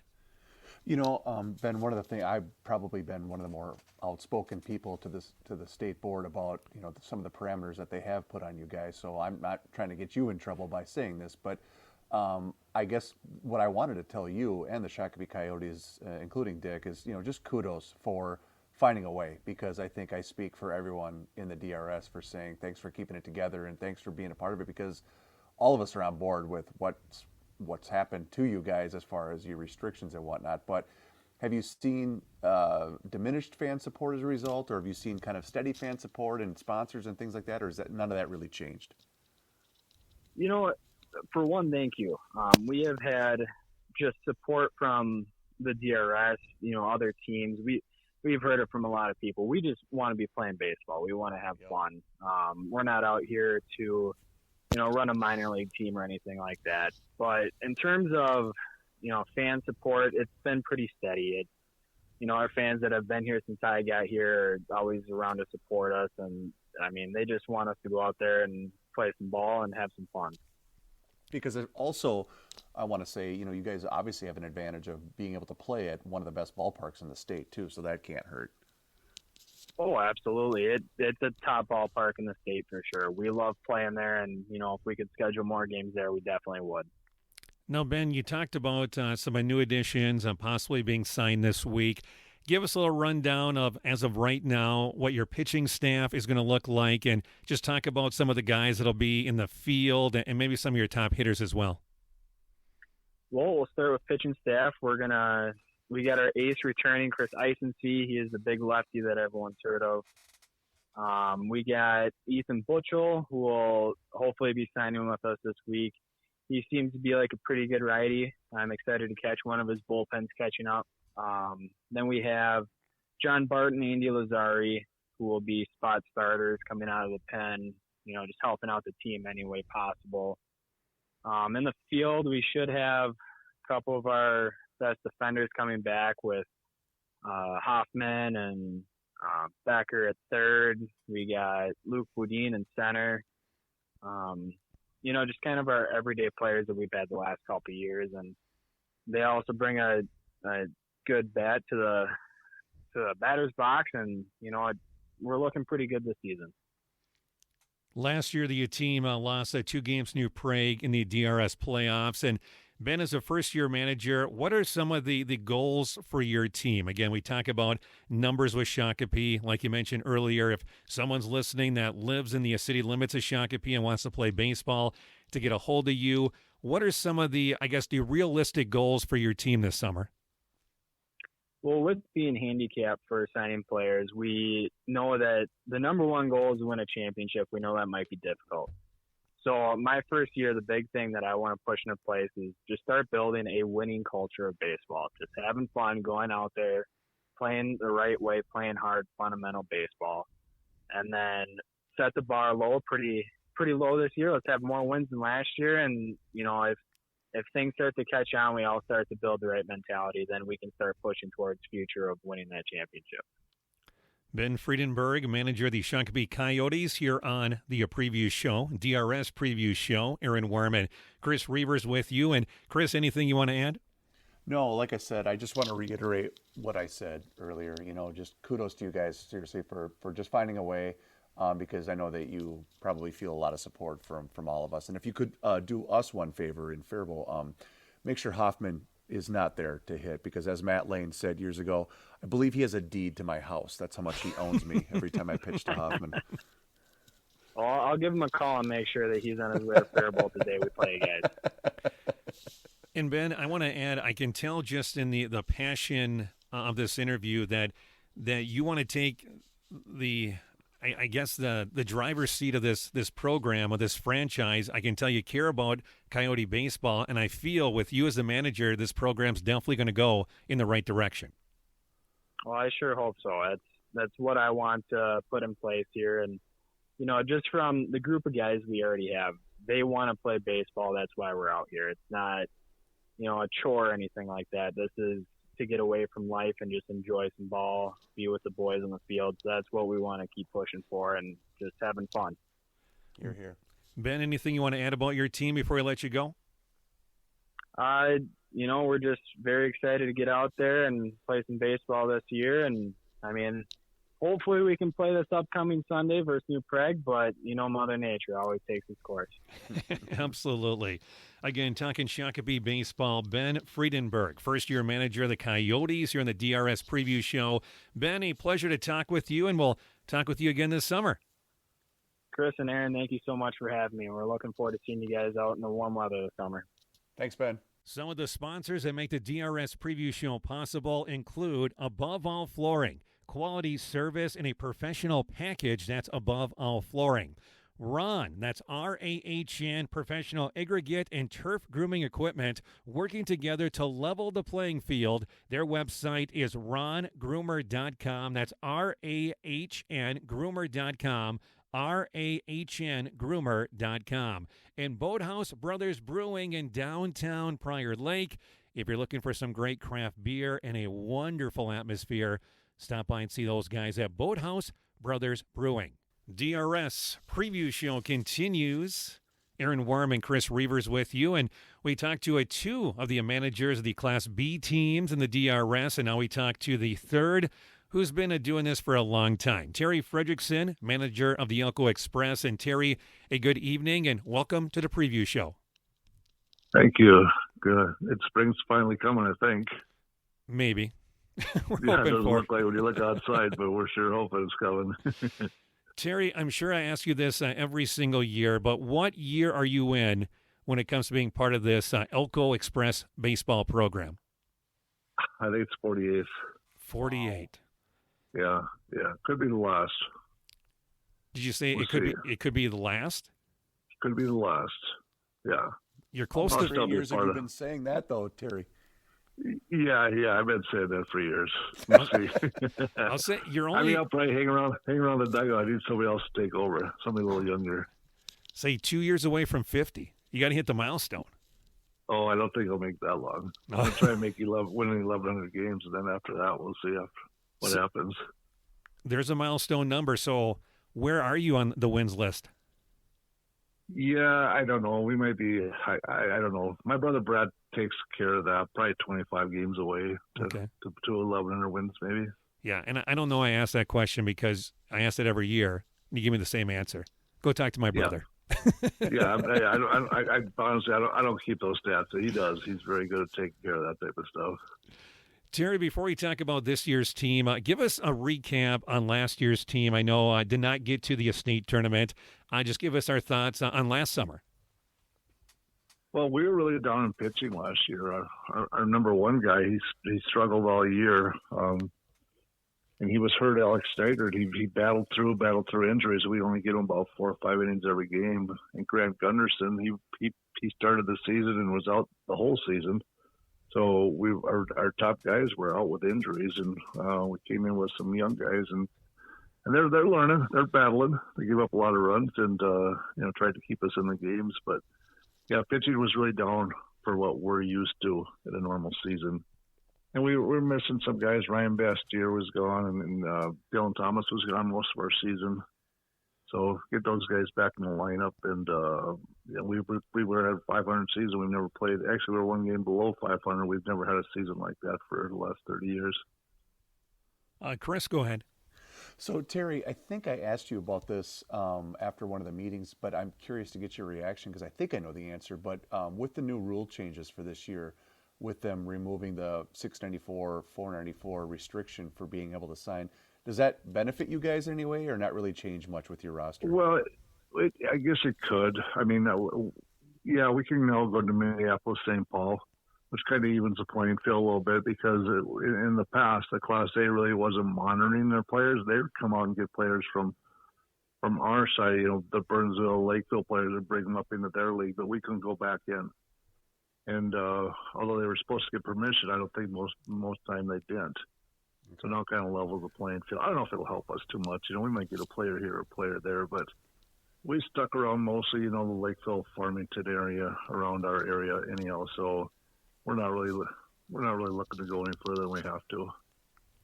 Terry, what are your thoughts on the combination of Class A and Class B being pushed together? I wasn't for it. We had a Class B meeting about 10 years ago, and every Class B team in the room was against it. And if we would have got together again this year, I think we all would have said the same thing. No, it's not what we wanted to do. But I don't know, the state board, they're trying to make things better. They're looking for attendance and whatnot, and they keep trying new things. I'm not going to buck it. I'm not saying anything bad about it. But yeah, if I had to vote, I voted no on it. Terry Fredrickson, manager of the Elko Express, here on the preview show. And Terry, give us a feel for this year's roster, if there's any new additions that are part of the team, and talk about some of your top hitters and top pitchers. Well, all of our veterans are back. So our top guys, our top hitters, TJ Evenson, Dylan Thomas, Jay Sanchez, those guys are all back. We should be a little bit more healthy. And couple guys that had been, like Ryan Bastier, he's been off in college. He had summer college down at school down in Wisconsin. He'll be back for the summer. He was our top hitter 2 years ago. Grant Gunderson had a sore arm, hadn't pitched for 2 years. He's feeling good right now. So we've got some young guys that we've signed.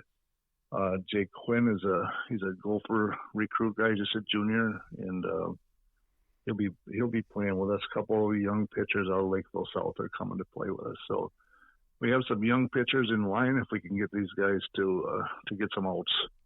So they're learning as we go. But I think we'll be a little better this year. Our roster really hasn't changed much. Chris, anything you want to add? One of the things we've been talking about is obviously with St. Patrick moving up to Class B, and I shared this with both Todd, and I'll now share it with you. I think it was good that the state decided to add a fifth bid for your region, which I think is probably hands down the best region of baseball that you'll see being played in the postseason. Because, as I said to Todd, it's an absolute dogfight. It is, but now they've actually taken that fifth bid away from us. Oh, they did? They did. Yeah, that's the latest thing. It just came out like maybe a week, 10 days ago.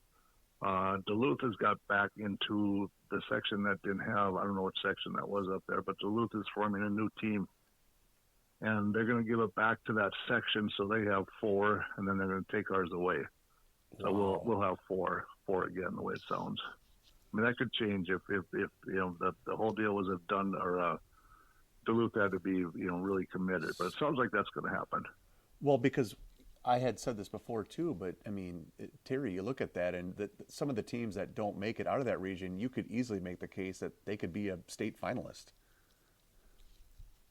Yeah, there's no question about it. Our section it's really, really good, and now with St. Patrick coming in, they get better and better every year, and that they're going to contend to be one of the playoff teams for sure. So yeah, it's tough getting out of here, and the teams that get out of here, they end up, and we could have three we could in the Final Four real easy. And it's happened over the last few years that way. And Terry, you mentioned the team finishing under 500 last year for the first time in many, many years, and you talk about guys that we were missing coming back. That's absolutely going to help, for better things this summer compared to last summer. Yeah, say that you mean the guys that are coming back. But here's one thing that one big thing. Dylan Thomas only played like half of our games last year. Dylan's going to play a full season this year. It may be his last year, so I think he wants to kind of go out on top. So with him in our lineup, he changes our team. That's one guy that can just change your whole team, just his attitude and then his approach to the game. So having a guy like him back, we did sign Dalton Lennon. Dalton played with us in 2014 was the last time that he played with us. He got drafted by the Yankees, and he was out at Augustana, drafted by the Yankees, and he actually lives in Sioux Falls, but our team was the last team he played on. So apparently he's legal to play with us again. He's going to be back in town for most of the season. So we think our pitch is going to be a lot better this year. And Terry, we've talked about this before between Dylan and TJ. That might be one of the best 1-2 punches in the state. Doesn't matter what class.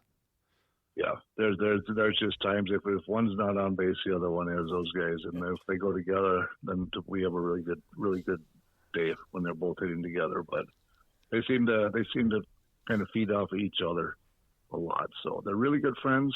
They hang out a lot. Yeah, it's fun to watch those guys. Talking Elko baseball, DRS preview, Terry Fredrickson, the manager of the Express. And again, like all the DRS teams, you can find their schedules on the DRS website. Fredrickson Field, one of the best places in the state to go watch a baseball game. And Terry, anything else you want to add about your squad? No, just get rid of the snow and let's get out and get started. I agree. Sounds like a plan. Again, Terry Fredrickson, longtime coach of the Elko Express. We're hoping he hits 50 years with the ball club. On year number, you said 48? Yeah, I think it's 48. Yes. 48 years. Yeah. Terry, thank you so much for the time. Always a pleasure talking baseball with you, and we'll see you out at the ballpark. Yeah, thank you, guys. We'll see you soon. See you, Terry. Bye now. Some of the sponsors that make the DRS preview show possible include Above All Flooring, quality service in a professional package that's above all flooring. Ron, that's RAHN, professional aggregate and turf grooming equipment, working together to level the playing field. Their website is rongroomer.com. That's RAHN groomer.com. RAHNgroomer.com. And Boathouse Brothers Brewing in downtown Prior Lake. If you're looking for some great craft beer and a wonderful atmosphere, stop by and see those guys at Boathouse Brothers Brewing. DRS preview show continues. We're going to talk to the new president of the DRS and, of course, longtime manager of one of my favorite teams, the Fudcats, the Mudcats. We're talking about Prior Lake as Greg Faue joins us. And, Greg, a good evening and welcome to the preview show. I appreciate it. First question. We know Mike Sticha moving on to do things now part of the Minnesota Amateur Baseball Board. Now, you're the president. Was there a lot of convincing that had to take place to get you to take that role? I wouldn't say convincing, but at the same time, Mike has done so much for the league that they're awfully big shoes to fill. And so I'm pretty happy that myself and Sean O'Neill I thought maybe Sean would take the job, but he really didn't want it. And we landed with Greg Westerman, too, is going to be a great big help to the whole organizational part of it. So there was a little bit of convincing, but at the same time, I've been the vice president for I don't even know how long. So I guess it was kind of natural. So you're the president. Run through the rest of the guys that are on the board now. So Sean O'Neill's the secretary. Chris Hertzhoff is he's the treasurer, and then Greg Westerman is the new vice president. And then Mike is not on the board, but he's in charge of our media. Okay. So that's a big help. And then we've also created a new position for Terry Fredrickson, he's kind of our liaison between the Class B teams and that information to get to us. So that helps out a lot, too. Fun. Before we talk about this year for the Mudcats, let's rewind, go back to last season. A team fell short of the regional playoffs, got beat by Billy Dunker's team, the Veseli Warriors, in a 3-game series. Give us your thoughts on last year. Obviously, not the way that you wanted your squad to finish.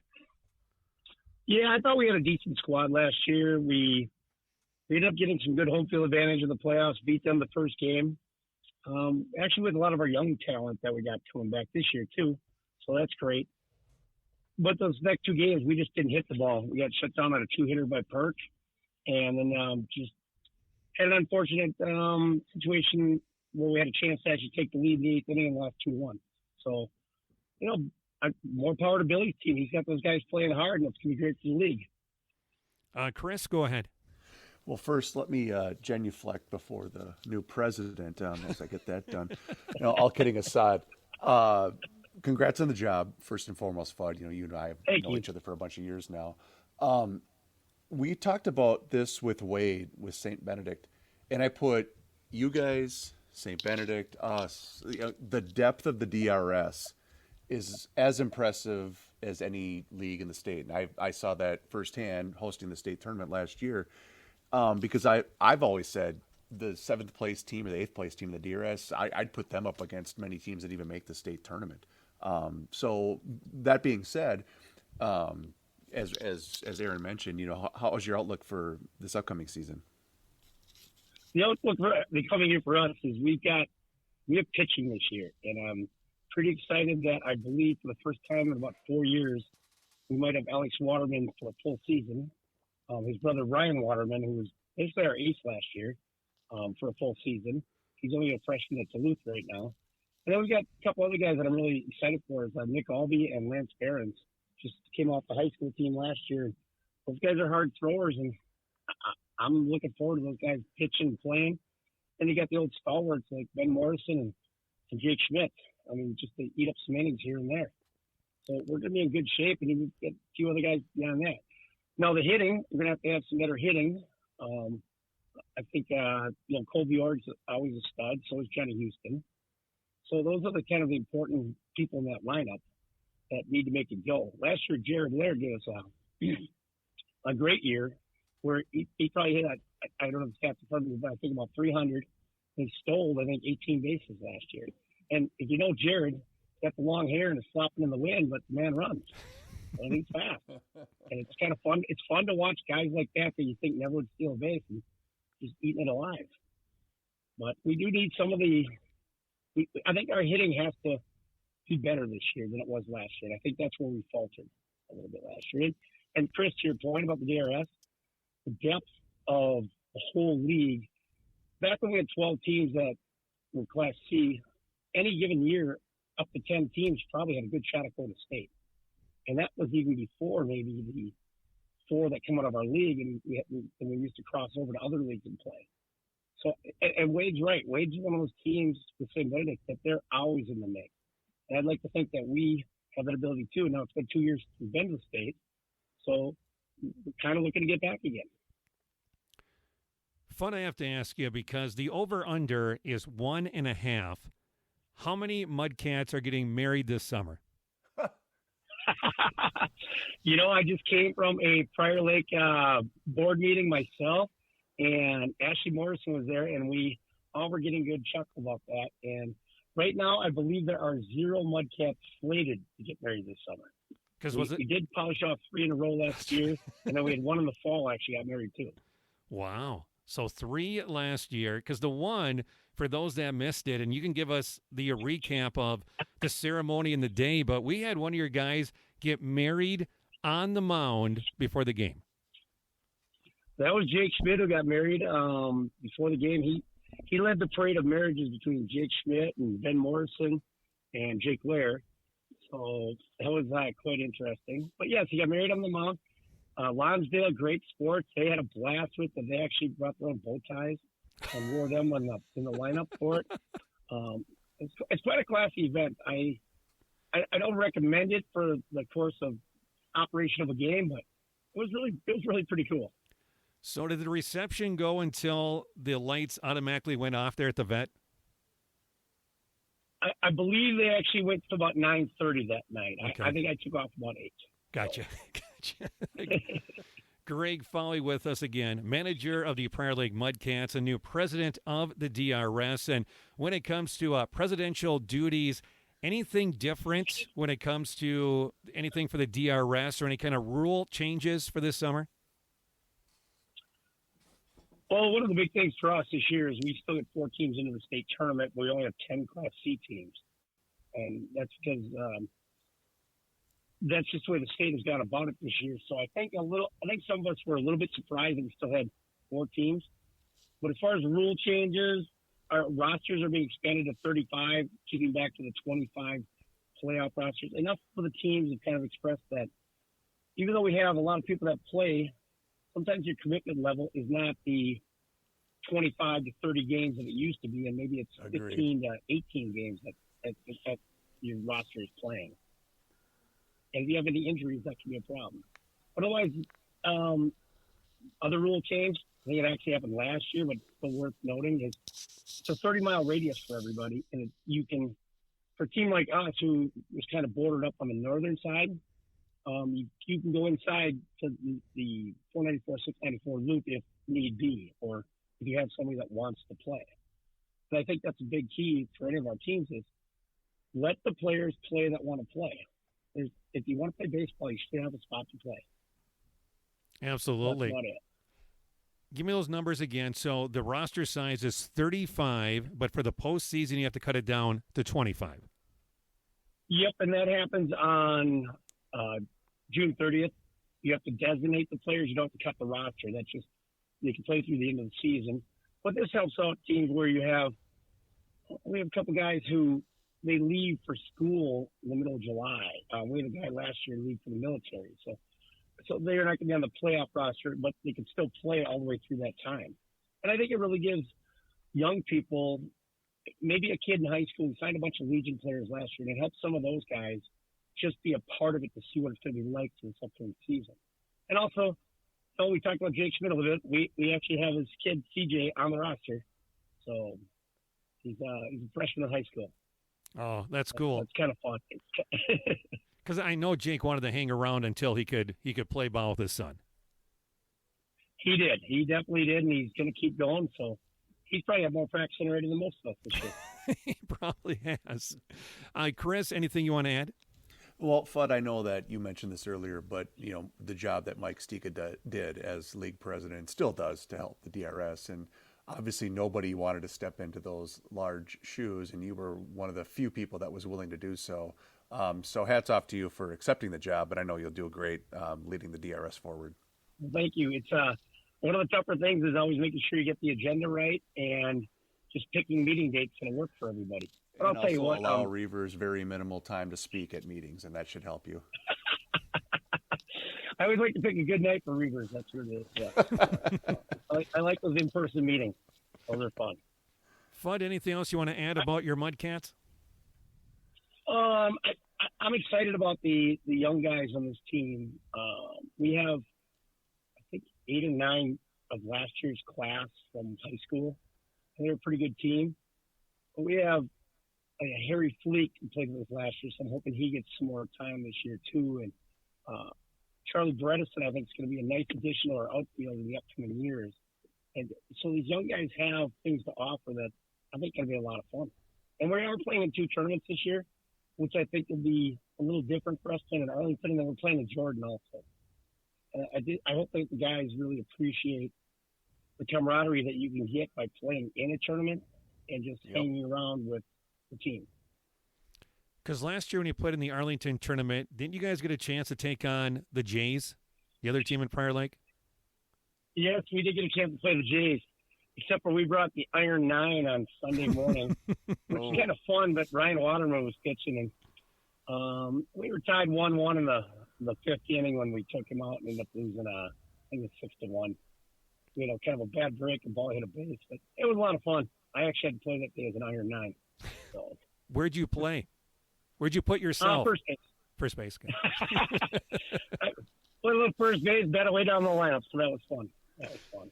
Greg Faue, the guy we know as Fudd, joining us here in the preview show, the president of the DRS, and, of course, the manager of the Prior Lake Mudcats. Fudd, thank you so much for the time. Always a joy to talk baseball with you, and we'll talk more this summer. All right. Appreciate it, guys. Thanks. See you, buddy. Yeah.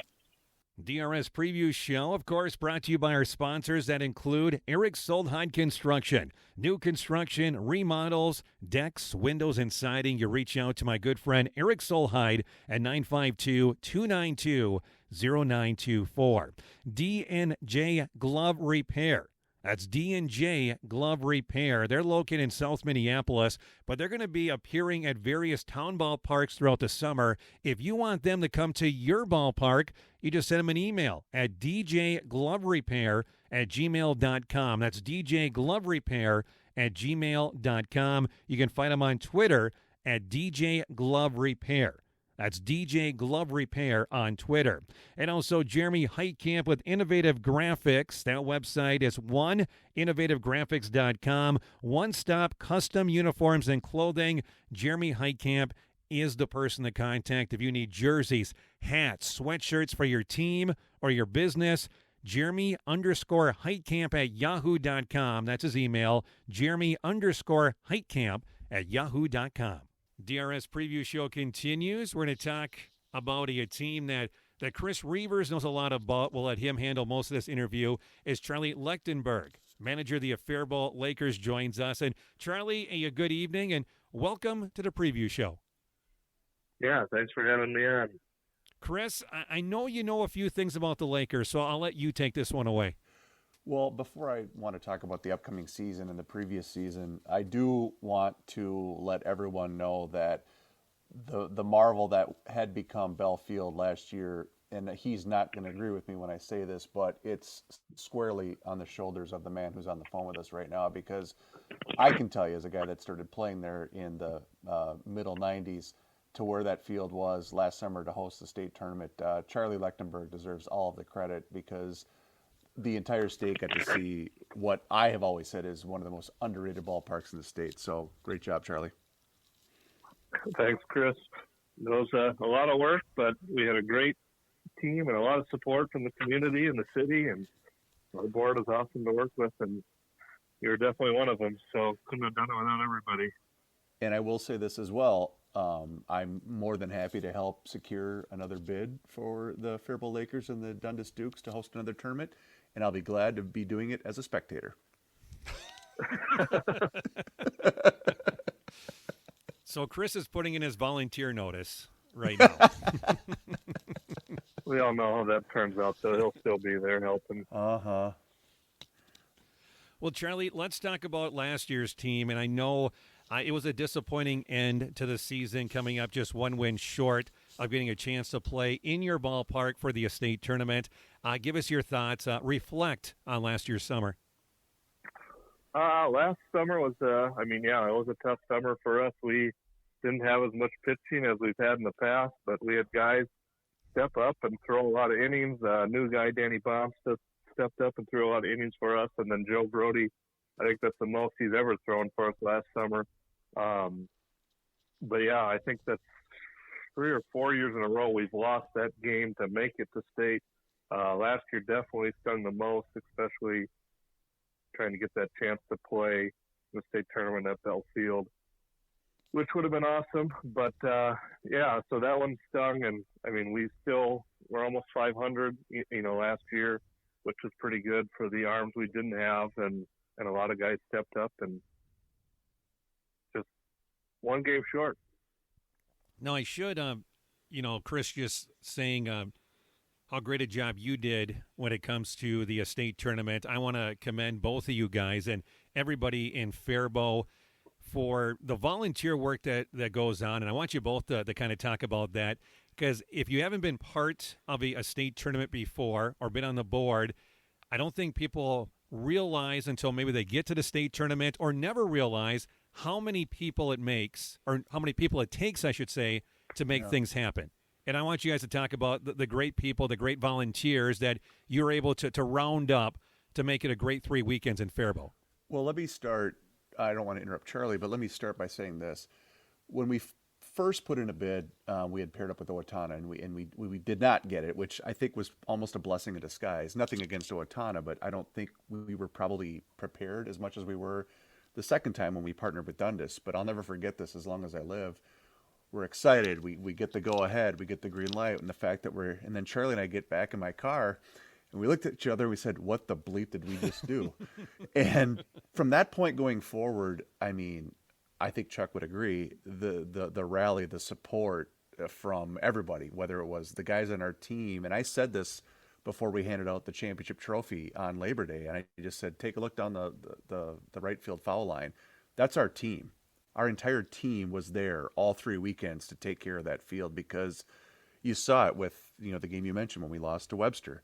The emotion on that field, because there has been such a massive buy-in factor with our entire roster and all the people that are around this program. And I've been a part of the Lakers, since I was out of high school, and it's never been this high, and it's squarely thanks to Charlie Lechtenberg. Charlie, you there? Well, yeah, I am. Thanks, Chris.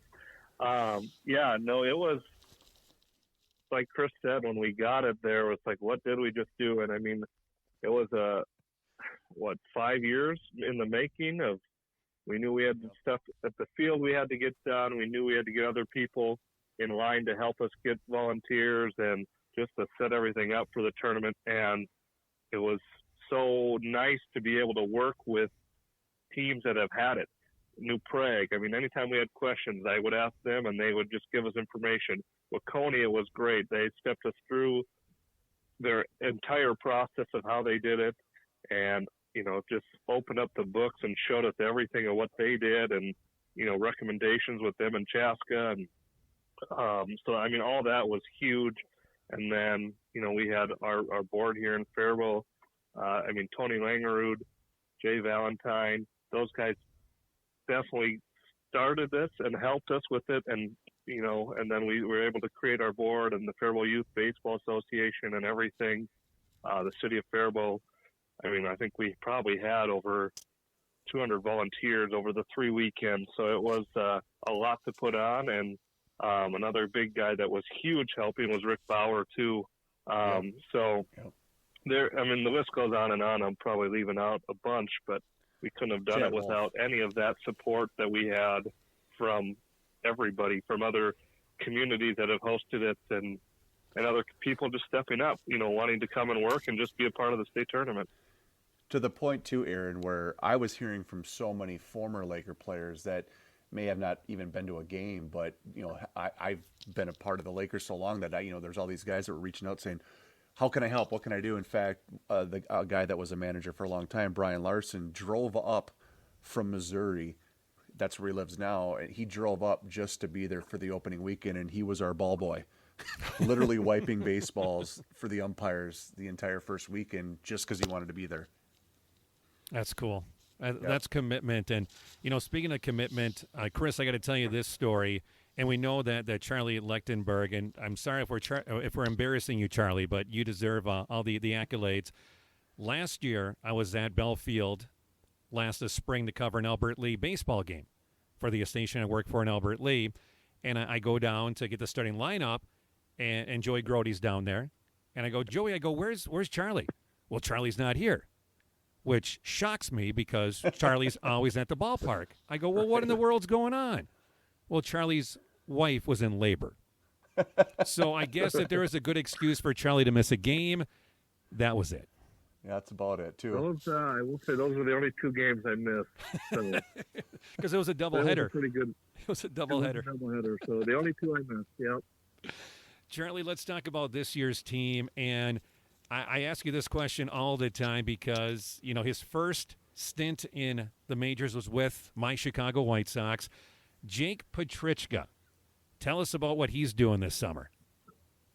He will be a Faribault Laker this summer, and we're very excited, and I know he is too, just to come back and play for us. We've actually been hitting up at his academy at Sunday nights with the guys, and he's been there throwing the guys and hitting with us. So Jake is planning on being a Laker full time this summer with us, and we couldn't be more excited to have him back on the team. He's played with us a couple stints, and we're just beyond excited to have him back. And he's going to be a huge addition to us, and he wants to play every day. He wants to play in the field every day too, so not just pitch. So, and he's a great athlete, obviously, and it's going to be awesome to see.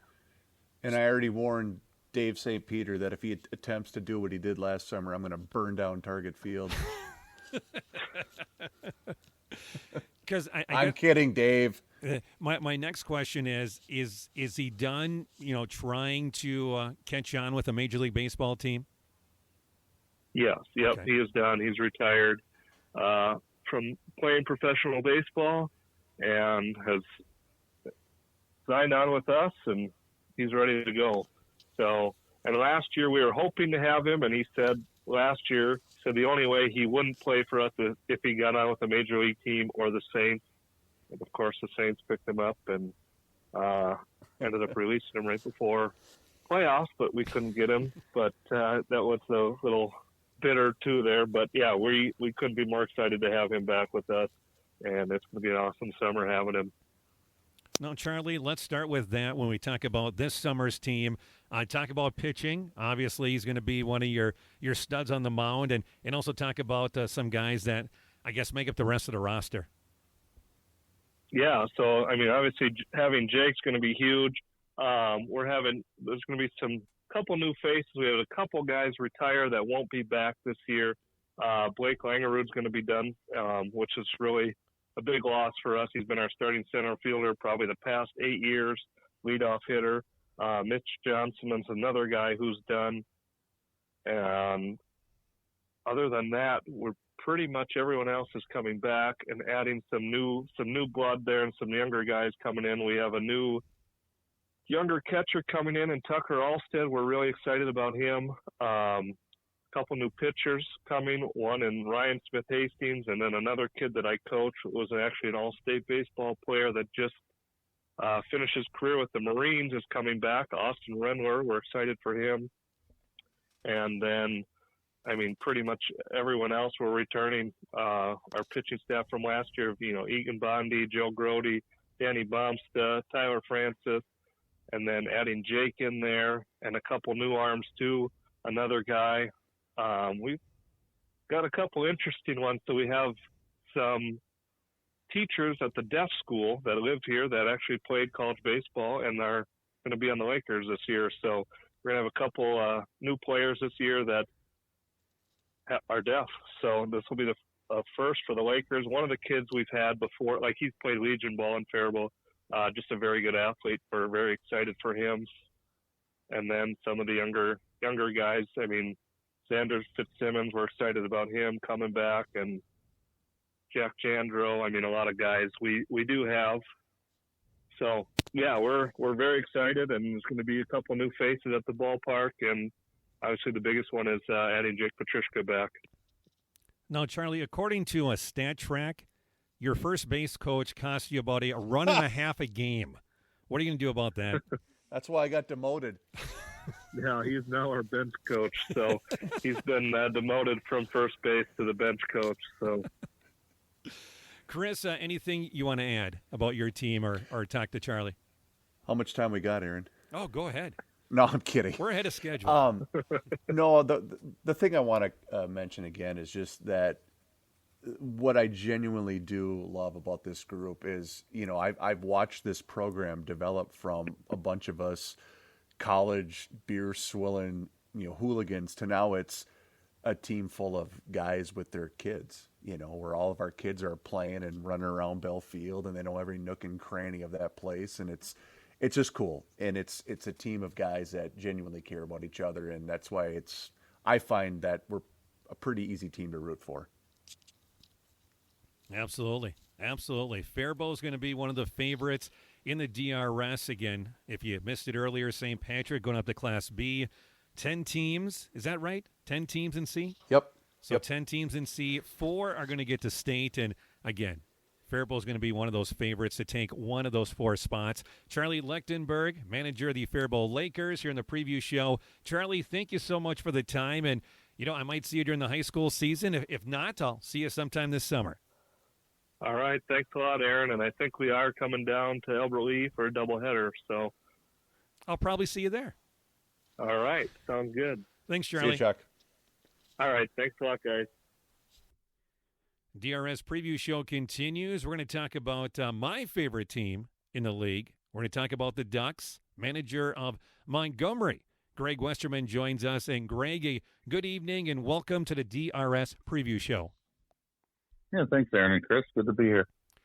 Before we talk about this year's team, let's talk about a Montgomery team that had a great summer last year. And last year, was that your first season as the head coach? I know you're on your second term. Last year was my first season back since 2007, yeah. Okay. Team runners-up in the region. You lose to St. Patrick. You get to the state tournament.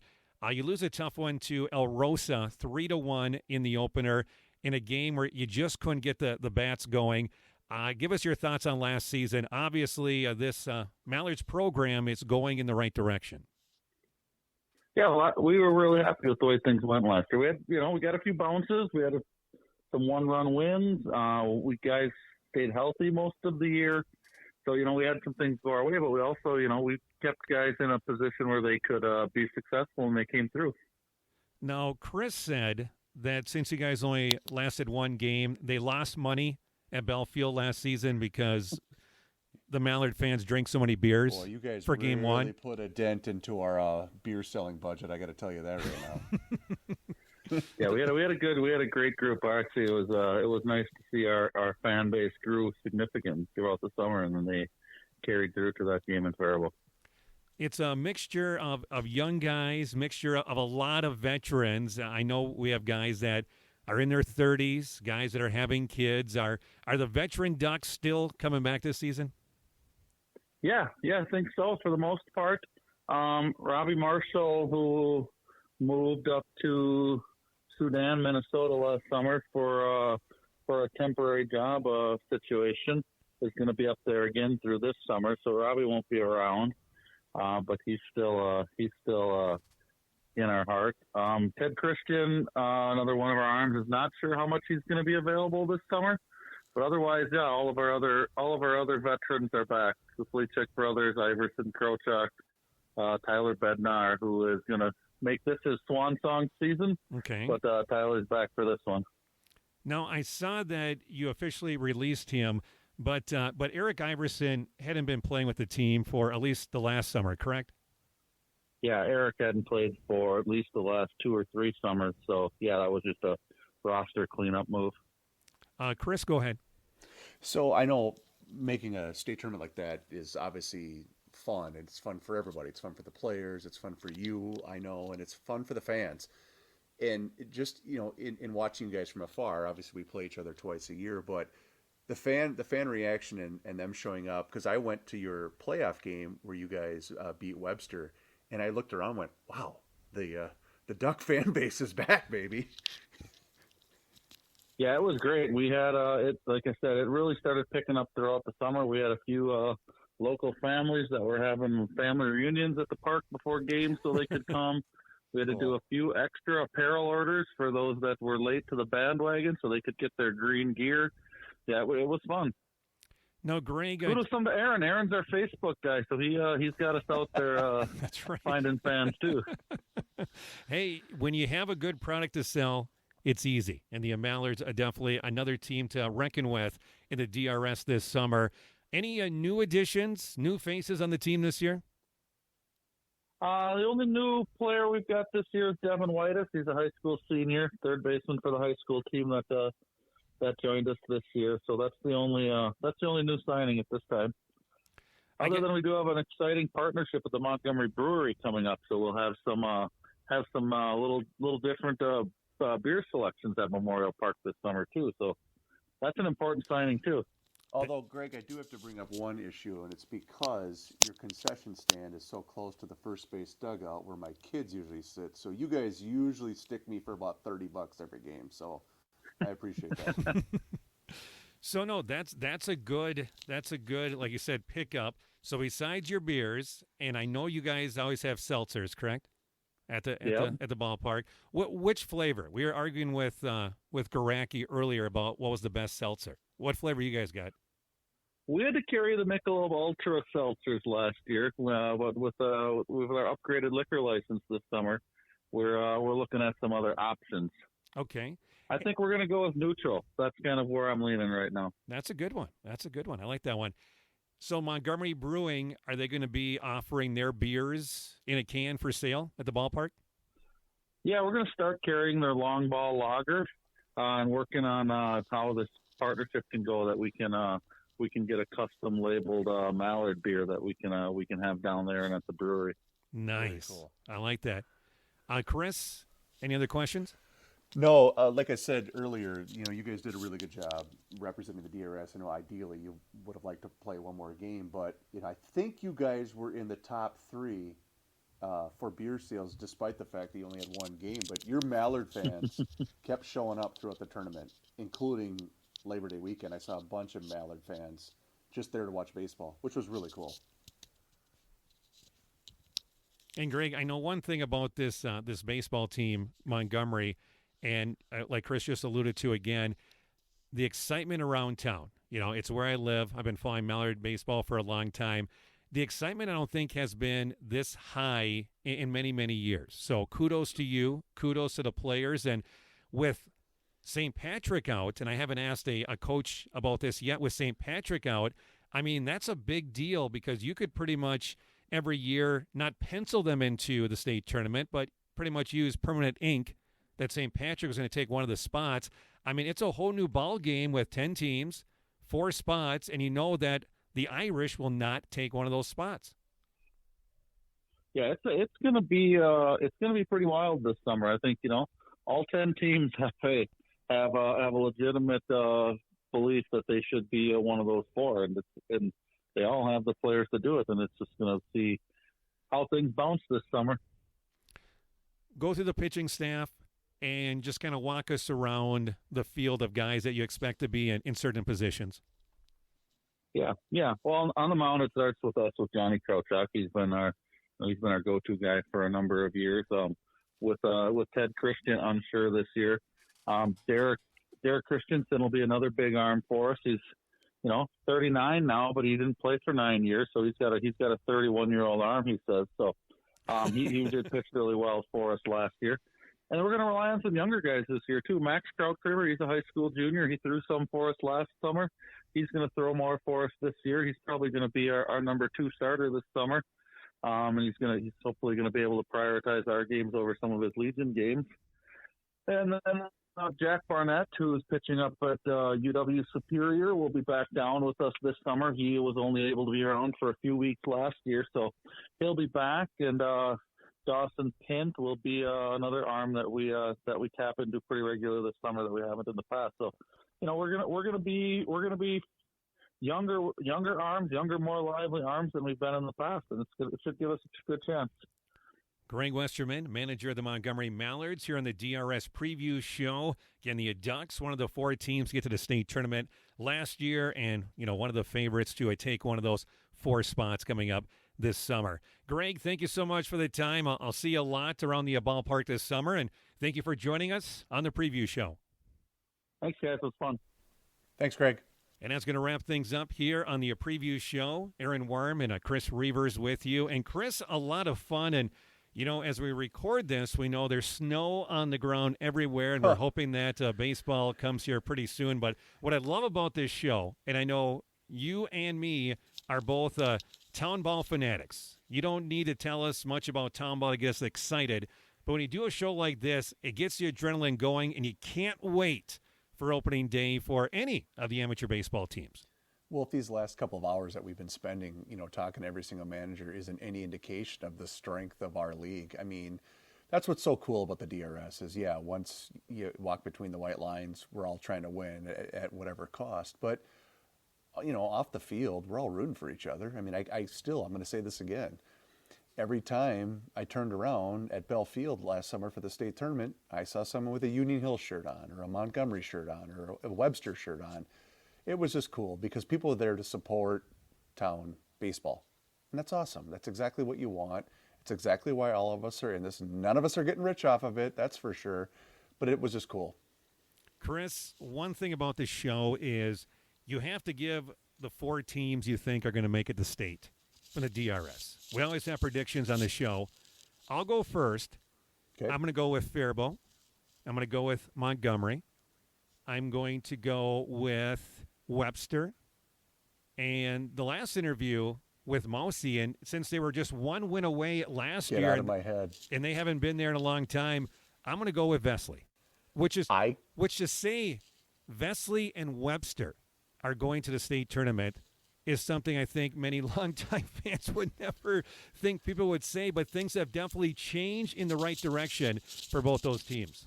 You know, I hate to agree with you because that doesn't make for compelling radio or podcasts in our world, but I agree. I think we're going to be strong. I think Webster proved that they're a team to be reckoned with in the DRS, and I'll give you credit. You were the first one to mention that last year. I said this to somebody when Billy got the job in Veseli, and I said, he is going to do a good job.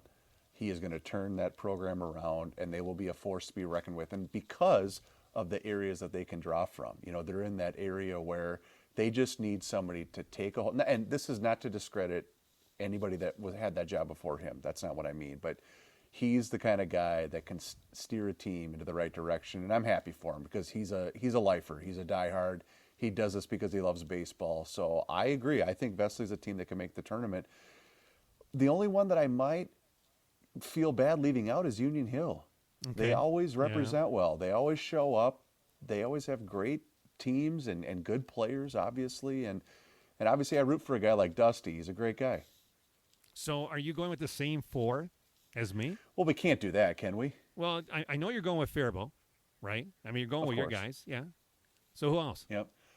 Put him in stone. Put him in stone. Then I'm going to take out Montgomery, and I'm going to put in Union Hill. Okay. But you're going with Webster. Even though you picked Faribault. Yeah. You're going with the Webster-Vesely combination, too? I agree. I think Webster really showed something as they went along, and obviously Tweedy's probably the best pitcher in the league. Yeah, absolutely. You know, and you have a horse like that. And I said this. I said, Webster's going to get to Labor Day weekend. You know, he's that good. Yeah, no, I agree, 100%. And as we're an example, you have one horse, you can get to Labor Day weekend. Jake Petrichka, now back with Faribault. Going to be a big story all summer long for the DRS. For Chris Reavers, I'm Aaron Worm. I hope you've enjoyed the DRS preview show. And Chris, thank you. Been a lot of fun. You got it, Aaron. Thanks for having me along for the ride. I appreciate it. And we'll see everybody at a ballpark soon. It's going to put a wrap on the preview show. We want to thank our sponsors once again. Please thank them for their support of this podcast and support them when you can, including D&J Glove Repair. They're located in South Minneapolis. They're going to be appearing at various town ballparks this summer. So if you want them at your ballpark, make sure to get a hold of them. You can drop an email to djgloverepair@gmail.com. That's djgloverepair@gmail.com. You can also Google D&J Glove Repair, and you can find them on Twitter. That's where I always find them, at DJ Glove Repair.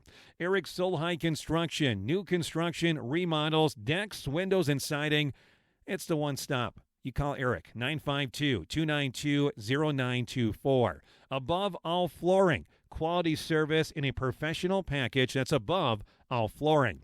Our good friend, a member of America's team, Jeremy Heitkamp at Innovative Graphics. OneInnovativeGraphics.com. One-stop custom uniforms and clothing. You can email Jeremy at Jeremy_Heitkamp@yahoo.com.